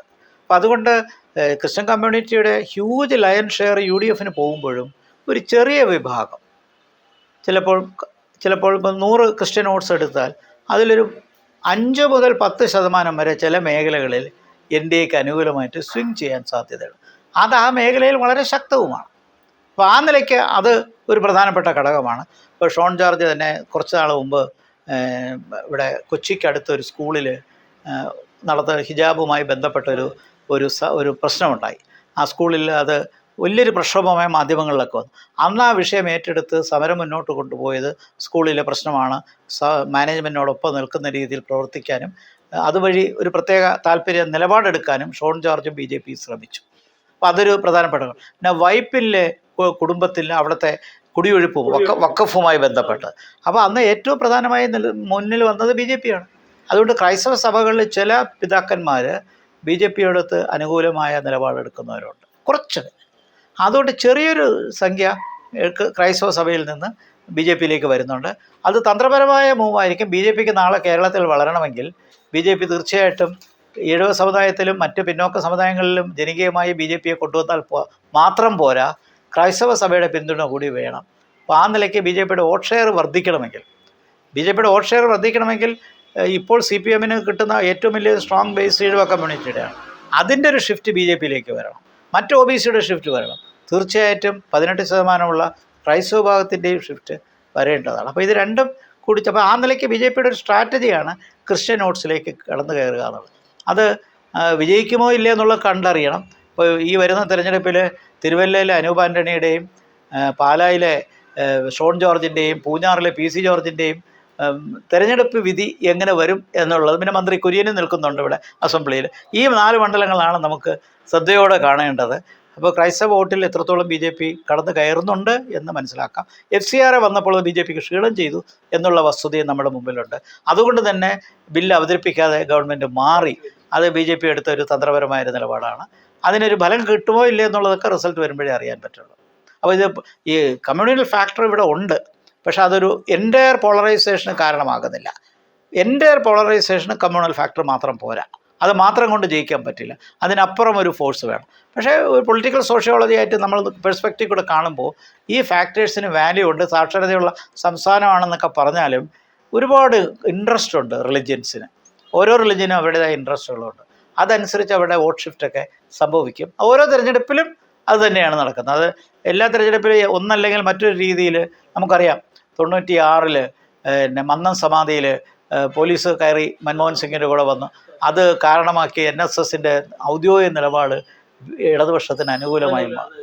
ഇതേപോലെ വിമോചന സമരവുമായി ബന്ധപ്പെട്ട് അന്ന് ക്രൈസ്തവ നായർ സമുദായങ്ങൾ, മുസ്ലിം സമുദായങ്ങൾ CPM-നെതിരായി, കമ്മ്യൂണിസ്റ്റ് പാർട്ടി ഓഫ് ഇന്ത്യക്ക് എതിരായി നിന്നത്.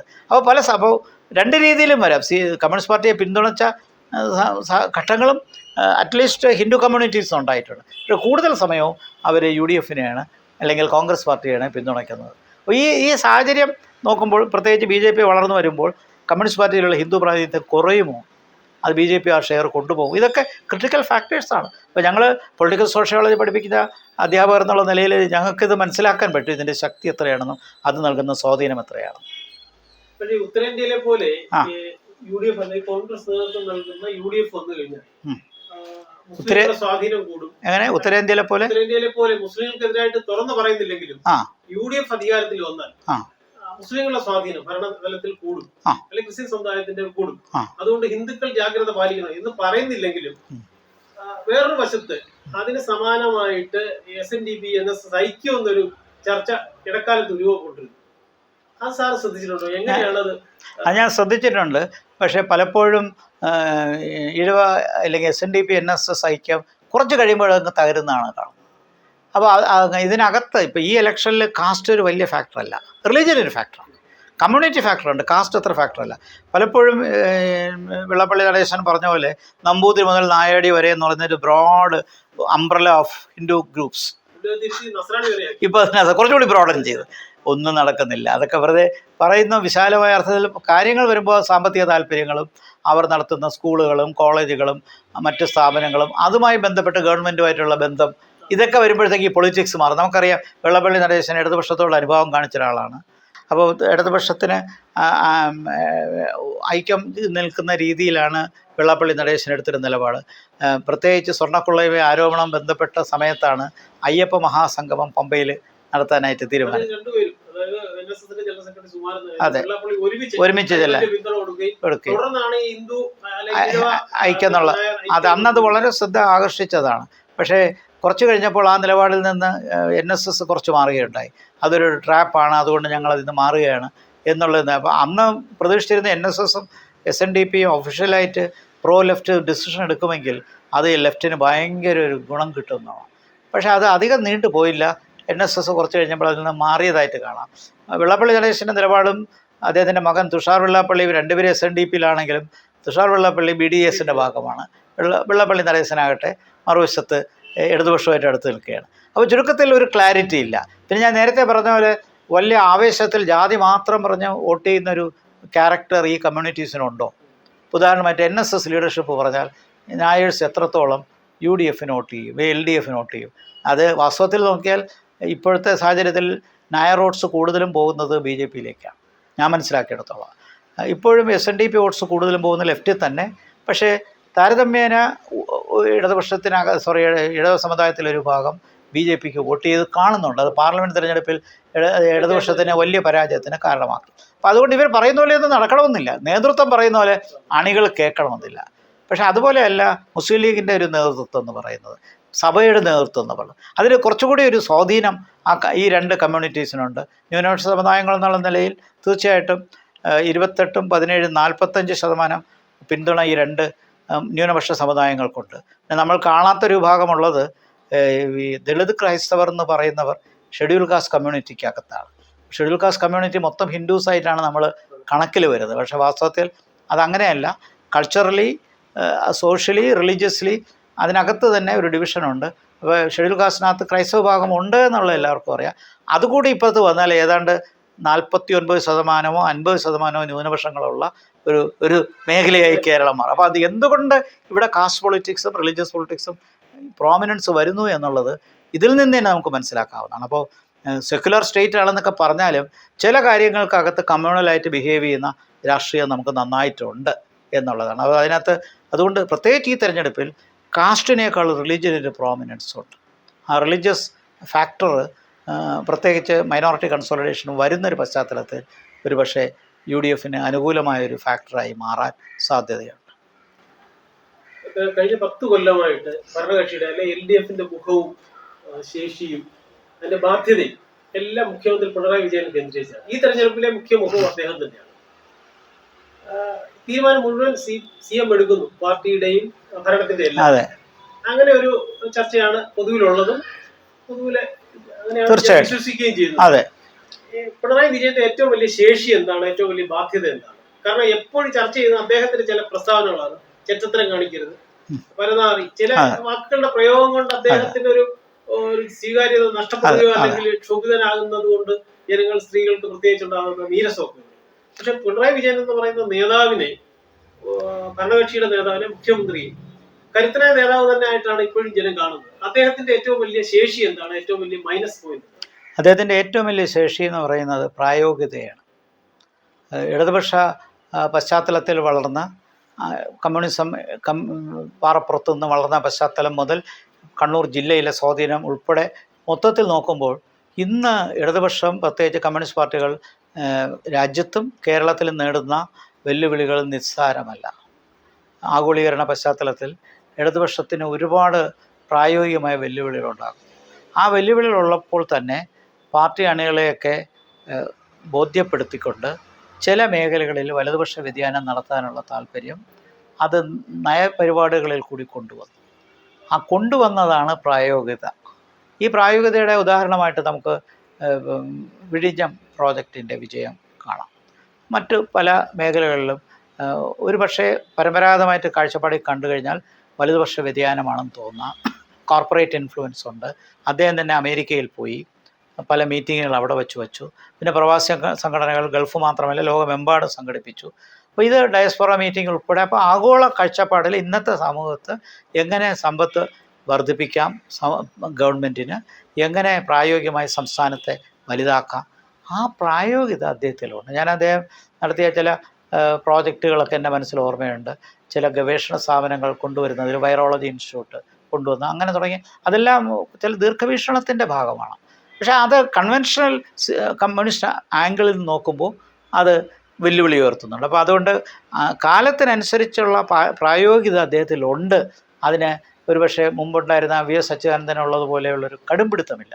അത് ഇൻ്റർനെറ്റിൻ്റെ കാര്യത്തിലായാലും നോളജ് എക്കോണമിയുടെ കാര്യത്തിലായാലും ആഗോളീകരണമായ പല നടപടികളുടെ കാര്യത്തിലും CPMൻ്റെ പരമ്പരാഗത നിലപാടിൽ നിന്ന് ഒരുപാട് വ്യതിയാനം.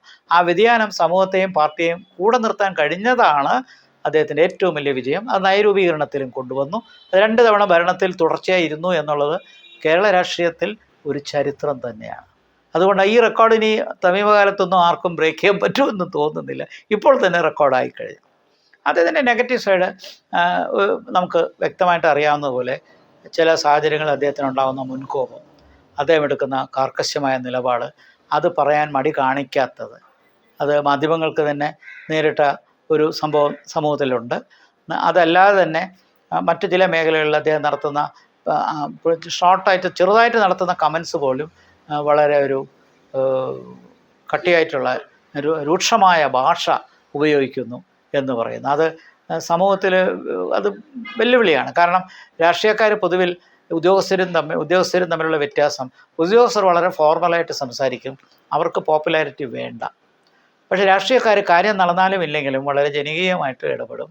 ആ ജനകീയമായിട്ട് ഇടപെടുമ്പോൾ വരുന്ന ആൾക്കാർക്ക് വലിയ സംതൃപ്തി തോന്നും. ആ ഒരു പോപ്പുലാരിറ്റി കൺസെപ്റ്റ് അത് പൊതുവിൽ പൊളിറ്റിക്കൽ ലീഡേഴ്സിനൊക്കെ കാണും. അതുകൊണ്ട് അവർക്ക് ജനങ്ങളുടെ ഒരു പിന്തുണ വളരെ പെട്ടെന്ന് കിട്ടും. പക്ഷേ ഇദ്ദേഹത്തിന് അങ്ങനെ ഒരു അക്ലമറ്റൈസേഷൻ, ഒരു ഇടപെടലുകളുടെ കാര്യത്തിൽ അദ്ദേഹം കാണിക്കാറില്ല. അദ്ദേഹം വളരെ കുറച്ച് മാത്രമേ സംസാരിക്കുകയുള്ളൂ. പക്ഷേ പറയുന്ന കാര്യങ്ങൾ കറക്റ്റായിട്ടുള്ള കാര്യങ്ങളായിരിക്കും. അത് പറയുന്നത് പിൻ പോയിൻറ്റഡുമായിരിക്കും. അതുകൊണ്ട് തന്നെ ഒരുപക്ഷെ വിമർശനത്തിന് ആൾക്കാർക്ക് ധൈര്യമുണ്ടാവുകയില്ല. ആ നിലയ്ക്ക് ജനാധിപത്യ നയമാണോ അതൊന്നും ചോദിക്കാം. ഞാൻ ഉദാഹരണമായി പറയുന്നത്, എനിക്കറിയാവുന്ന ഒരു ഇടതുപക്ഷ അനുഭവമുള്ള ഒരു ഉദ്യോഗസ്ഥൻ ശബരിമല ആദ്യത്തെ സംഭവം, ശബരിമല സ്ത്രീ പ്രവേശനവുമായി ബന്ധപ്പെട്ട സമയത്ത്, അന്ന് വികാരം കത്തി നിൽക്കുന്ന സമയത്ത്, ഇത് കൊണ്ട് മുന്നോട്ട് പോകരുത്, കോടതിയുടെ കാര്യം പറഞ്ഞ് നമുക്ക് മാറണം എന്നുള്ള നിലപാടാണ് നല്ലത്. അതായിരിക്കും, ഇല്ലെങ്കിൽ ഗവൺമെൻറ്റിന് തിരിച്ചടി ഉണ്ടാകും എന്ന് ഈ പറയുന്ന ഉദ്യോഗസ്ഥനെ ഒന്ന് CM-ൻ്റെ അടുത്ത് പറയണമെന്നുണ്ടായിരുന്നു. പക്ഷെ അദ്ദേഹത്തിനോട്, ഈ ഉദ്യോഗസ്ഥനോട് അടുപ്പമുള്ള പാർട്ടിക്കാരി എന്നെ പറഞ്ഞു, ചെയ്യരുത്, അത് നിങ്ങളെ അവരുടെ ഗുഡ് ബുക്സിൽ നിന്ന് മാറ്റും, അതുകൊണ്ട് ചെയ്യരുത്. അദ്ദേഹം അത് പറഞ്ഞില്ല. നേരെ മറിച്ച് ഒരു അക്സസിബിലിറ്റി ഉള്ളൊരു നേതാവാണെങ്കിൽ ആ നേതാവിൻ്റെ അടുത്ത് കുറച്ച് വിനയത്തോടു കൂടിയും ഡിപ്ലോമാറ്റിക്കായിട്ട് ഇത് പറയാം. അത് പറയാൻ പോലും സീനിയറായിട്ടുള്ള സെക്രട്ടറി ലെവലിലോ ചീഫ് സെക്രട്ടറി ലെവലിലോ ഇരിക്കുന്ന ആൾക്കാർക്ക് ഭയമുണ്ടെങ്കിൽ തീർച്ചയായിട്ടും അത് സാധാരണക്കാരുടെ കാര്യം എന്തായിരിക്കും? മാധ്യമങ്ങൾ ഈ ഇടയ്ക്ക് മാധ്യമ ലോകത്ത് ഒരു പൊട്ടിത്തെറി കണ്ടു. റിപ്പോർട്ടർ ചാനലിലെ ഒരാളാണെന്ന് തോന്നുന്നു, ഇങ്ങനെയാണോ ചർച്ച നടത്തേണ്ടത്, ഞങ്ങൾ എത്ര പറഞ്ഞിട്ടും ഞങ്ങളുടെ ചോദ്യങ്ങൾ മാത്രം കേൾക്കുന്നില്ല, കൈരളിയുടെയും ദേശാഭിമാനിയുടെയും മാത്രമാണ് കേൾക്കുന്നതെന്ന് പറഞ്ഞു. അത് എനിക്ക് തോന്നുന്നു മാധ്യമ രംഗത്തുള്ളവർക്ക് ഒരു ചലഞ്ചായിരുന്നു. കാരണം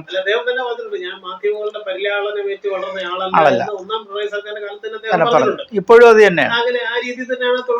അതെ, പല നേതാക്കന്മാരും അങ്ങനെയല്ല, മാധ്യമങ്ങൾ കൾട്ടിവേറ്റ് ചെയ്താണ് അദ്ദേഹത്തിന്റെ നിലപാടിലുള്ള, അല്ലെങ്കിൽ അദ്ദേഹം നിലകൊള്ളുന്ന സർക്കാരിന്റെ നിലപാടിലെ മാറ്റം വന്നത് ശബരിമലയുടെ കാര്യത്തിലാണ് പ്രത്യക്ഷത്തിൽ. അതെ, ശബരിമലയെ വനിതാ പ്രവേശനത്തില് നിലപാട് മാറ്റിയാണ് ഇപ്പൊ നിലപാട്. ഞാൻ അന്ന് പറഞ്ഞ കാര്യം അന്ന് ഭയപ്പെട്ടിരുന്നു, അത്രയും കാലം കഴിഞ്ഞ് ഇപ്പം നിലപാട് മാറ്റി. അതിപ്പോൾ വളരെ വളരെ വൈകി. അപ്പോൾ ഈ തെരഞ്ഞെടുപ്പ് വളരെ ക്രൂഷ്യലാണെന്ന് മനസ്സിലായി. പ്രത്യേകിച്ച് സ്വർണ്ണക്കൊള്ളയോടി വന്നപ്പോൾ പിടിച്ചു നിൽക്കാൻ പറ്റാത്ത കാര്യം. അയ്യപ്പ സംഗമം ഒരു പരാജയമായിരുന്നു. സ്വർണ്ണക്കൊള്ള ഒരു വലിയ വെല്ലുവിളിയായ ഭരണവിരുദ്ധ വികാരത്തിന്, കറപ്ഷൻ്റെ പാർട്ടിയിലായിട്ട് നിൽക്കുന്നു. അപ്പോൾ അതെല്ലാം നിൽക്കുന്ന സമയത്ത് ചെറിയ വ്യത്യാസം, അദ്ദേഹത്തിലെ ഒരു ഫ്ലെക്സിബിലിറ്റി നമ്മൾ കണ്ടു എന്നുള്ളതാണ്. പക്ഷേ ജനങ്ങളുടെ മുമ്പിൽ നോക്കുമ്പോൾ വളരെ കട്ടിയായിട്ട് സംസാരിക്കും, കടുംപിടുത്തക്കാർ. ടെലിവിഷൻ മാധ്യമങ്ങളോ സോഷ്യൽ മീഡിയയും എല്ലാം, മറ്റ് അച്ചടി മാധ്യമങ്ങളോ ഉൾപ്പെടെ എല്ലാവരും ഇതൊരു നെഗറ്റീവ് സൈഡായിട്ട് അത് കാണിച്ചിട്ടുണ്ട് എന്നുള്ളത് സത്യമാണ്. അത് അദ്ദേഹത്തിൻ്റെ ജനകീയതയെ ചോദ്യം ചെയ്യുന്നുള്ള ചില മേഖലകളിലെങ്കിലും, പ്രത്യേകിച്ച് മിഡിൽ ക്ലാസ്സിനിടയിലും മറ്റും അത് വലിയ സ്വാധീനം ഉണ്ടാക്കുന്നുണ്ട്, നെഗറ്റീവായിട്ടാണെന്നാണ് പറയുന്നത്. അവസാനമായിട്ട് ഈ 2026 തെരഞ്ഞെടുപ്പിന്റെ ഒരു പൊതുചിത്രം, ഇപ്പം മലബാർ, മധ്യ കേരളം, തിരുവിതാംകൂർ എന്ന് തിരിച്ചു കഴിഞ്ഞാൽ മേൽക്കൈ ആർക്കായിരിക്കും എന്ന് അറിയാനൊരു താല്പര്യമുണ്ട്. കാരണം ഒരു പ്രവചന സ്വഭാവമുള്ള ഒരു നിരീക്ഷണ സാറിൽ നിന്ന് പ്രതീക്ഷിക്കുന്നു. ഞാനൊരു ഗ്രാസ് റൂട്ട് സർവേ ചെയ്തിട്ടില്ല, തിരഞ്ഞെടുപ്പ് പഠനം നടത്തിയിട്ടുമില്ല. ആ നിലയ്ക്ക് ഗ്രൗണ്ടിൽ ചെന്ന് നിന്ന് മനസ്സിലാക്കി സാമ്പിൾ ചെയ്ത് സാധാരണ തിരഞ്ഞെടുപ്പ് പഠനം ചെയ്യുന്നത് പോലെ ഒരു സാഹചര്യം എനിക്കിപ്പോഴില്ല. അതുകൊണ്ട് തന്നെ ആ ഫീൽഡ് വർക്ക് ചെയ്യാതെ പറയുന്നതിനകത്ത് ഒരുപാട് അപാകതയുണ്ട്. പക്ഷെ എന്നാലും ഒരു പബ്ലിക് സെൻസ് വെച്ച് നോക്കുമ്പോൾ തീർച്ചയായിട്ടും മലബാർ മേഖല, ഉത്തര മലബാർ മേഖല UDF-ന് താരതമ്യേന അനുകൂലമായിട്ടും, മധ്യമേഖല തീർച്ചയായിട്ടും UDF-ന് ചെറിയൊരു ലീഡ് കൊടുക്കുന്നു. പക്ഷേ എന്നാലും LDF-ഉം അവിടെ തൊട്ട് പിറകിലുണ്ട്. പിന്നെ തെക്കൻ മേഖല തീർച്ചയായിട്ടും ഇടതുപക്ഷത്തിന് കൂടുതൽ ആഭിമുഖ്യം നൽകുന്ന രീതിയിലാണ്. ഒരു ചെറിയൊരു, പൊതുവിൽ പറഞ്ഞാൽ ഒരു ചെറിയൊരു തരംഗത്തിൻ്റെ ആനുകൂല്യം UDF-നുണ്ട് എന്ന് ഞാൻ കണക്കാക്കുന്നു. അത് വളരെ ശാസ്ത്രീയമായിട്ട് പറയാൻ ഞാൻ ആളല്ല, അതിനുള്ളൊരു പശ്ചാത്തലവും എനിക്കില്ല. പക്ഷെ എന്നാലും 10 വർഷത്തെ ഭരണം, അതുണ്ടാക്കിയ ഭരണവിരുദ്ധ വികാരം, തുടർന്ന് ന്യൂനപക്ഷങ്ങളുടെ ശക്തമായ ക്രോഡീകരണം, പിന്നെ BJP ഈ തിരഞ്ഞെടുപ്പിൽ കഴിഞ്ഞ തവണത്തേക്കാൾ പോളിംഗ് ശതമാനം വർദ്ധിപ്പിക്കും. ചില സീറ്റുകൾ നാമമാത്രമാണെങ്കിലും 3-4 സീറ്റുകൾ വിജയിക്കും. അതും ഇടതുപക്ഷത്തിന് പരോക്ഷമായിട്ട് ദോഷം ചെയ്യും. കാരണം BJP-യും LDF-ൻ്റെയും സ്ട്രോങ് ബേസ് ഹിന്ദു കമ്മ്യൂണിറ്റിയാണ്. CPM ഒരിക്കലും ഒരു കമ്മ്യൂണൽ പാർട്ടി അല്ല എന്നറിയാം. പക്ഷേ എന്നാലും കേരളത്തിൻ്റെ പശ്ചാത്തലത്തിൽ ഏറ്റവും കൂടുതൽ ഹിന്ദു വോട്ടുകൾ പോകുന്ന പാർട്ടി പാർട്ടി കിട്ടുന്നത് CPM-നാണ്. പക്ഷേ അതിൻ്റെ ഒരു ഷെയർ ചെറുതായിട്ടെങ്കിലും BJP കൊണ്ടുപോകും. അത് കൊണ്ടുപോകുന്ന കഴിഞ്ഞ ലോക്സഭാ തെരഞ്ഞെടുപ്പിൽ നമ്മൾ കണ്ടതാണ്. അപ്പോൾ BJP വളരുന്ന പശ്ചാത്തലത്തിൽ BJP-യുടെ ലക്ഷ്യം കോൺഗ്രസ് വിമുക്ത ഭാരതമാണെങ്കിലും BJP വളരുന്തോറും ഇപ്പോൾ തിരിച്ചടി വരാൻ സാധ്യതയുള്ളത് ഇടതുപക്ഷത്തിനാണ്. കാരണം രണ്ടുപേരുടെയും സോഷ്യൽ ബേസ് യാദൃച്ഛ്യമായിട്ടാണെങ്കിലും ഒന്നാണ്. അപ്പം അതുകൊണ്ട് തന്നെ ഇടതുപക്ഷത്തിന് തിരിച്ചടി ഉണ്ടാകാനുള്ള സാധ്യത ഉണ്ടെന്നാണ് തോന്നുന്നത്. ഒരു നേരിയ ഭൂരിപക്ഷം UDF-ന് കിട്ടാനുള്ള എല്ലാ സാധ്യതയും കാണുന്നു.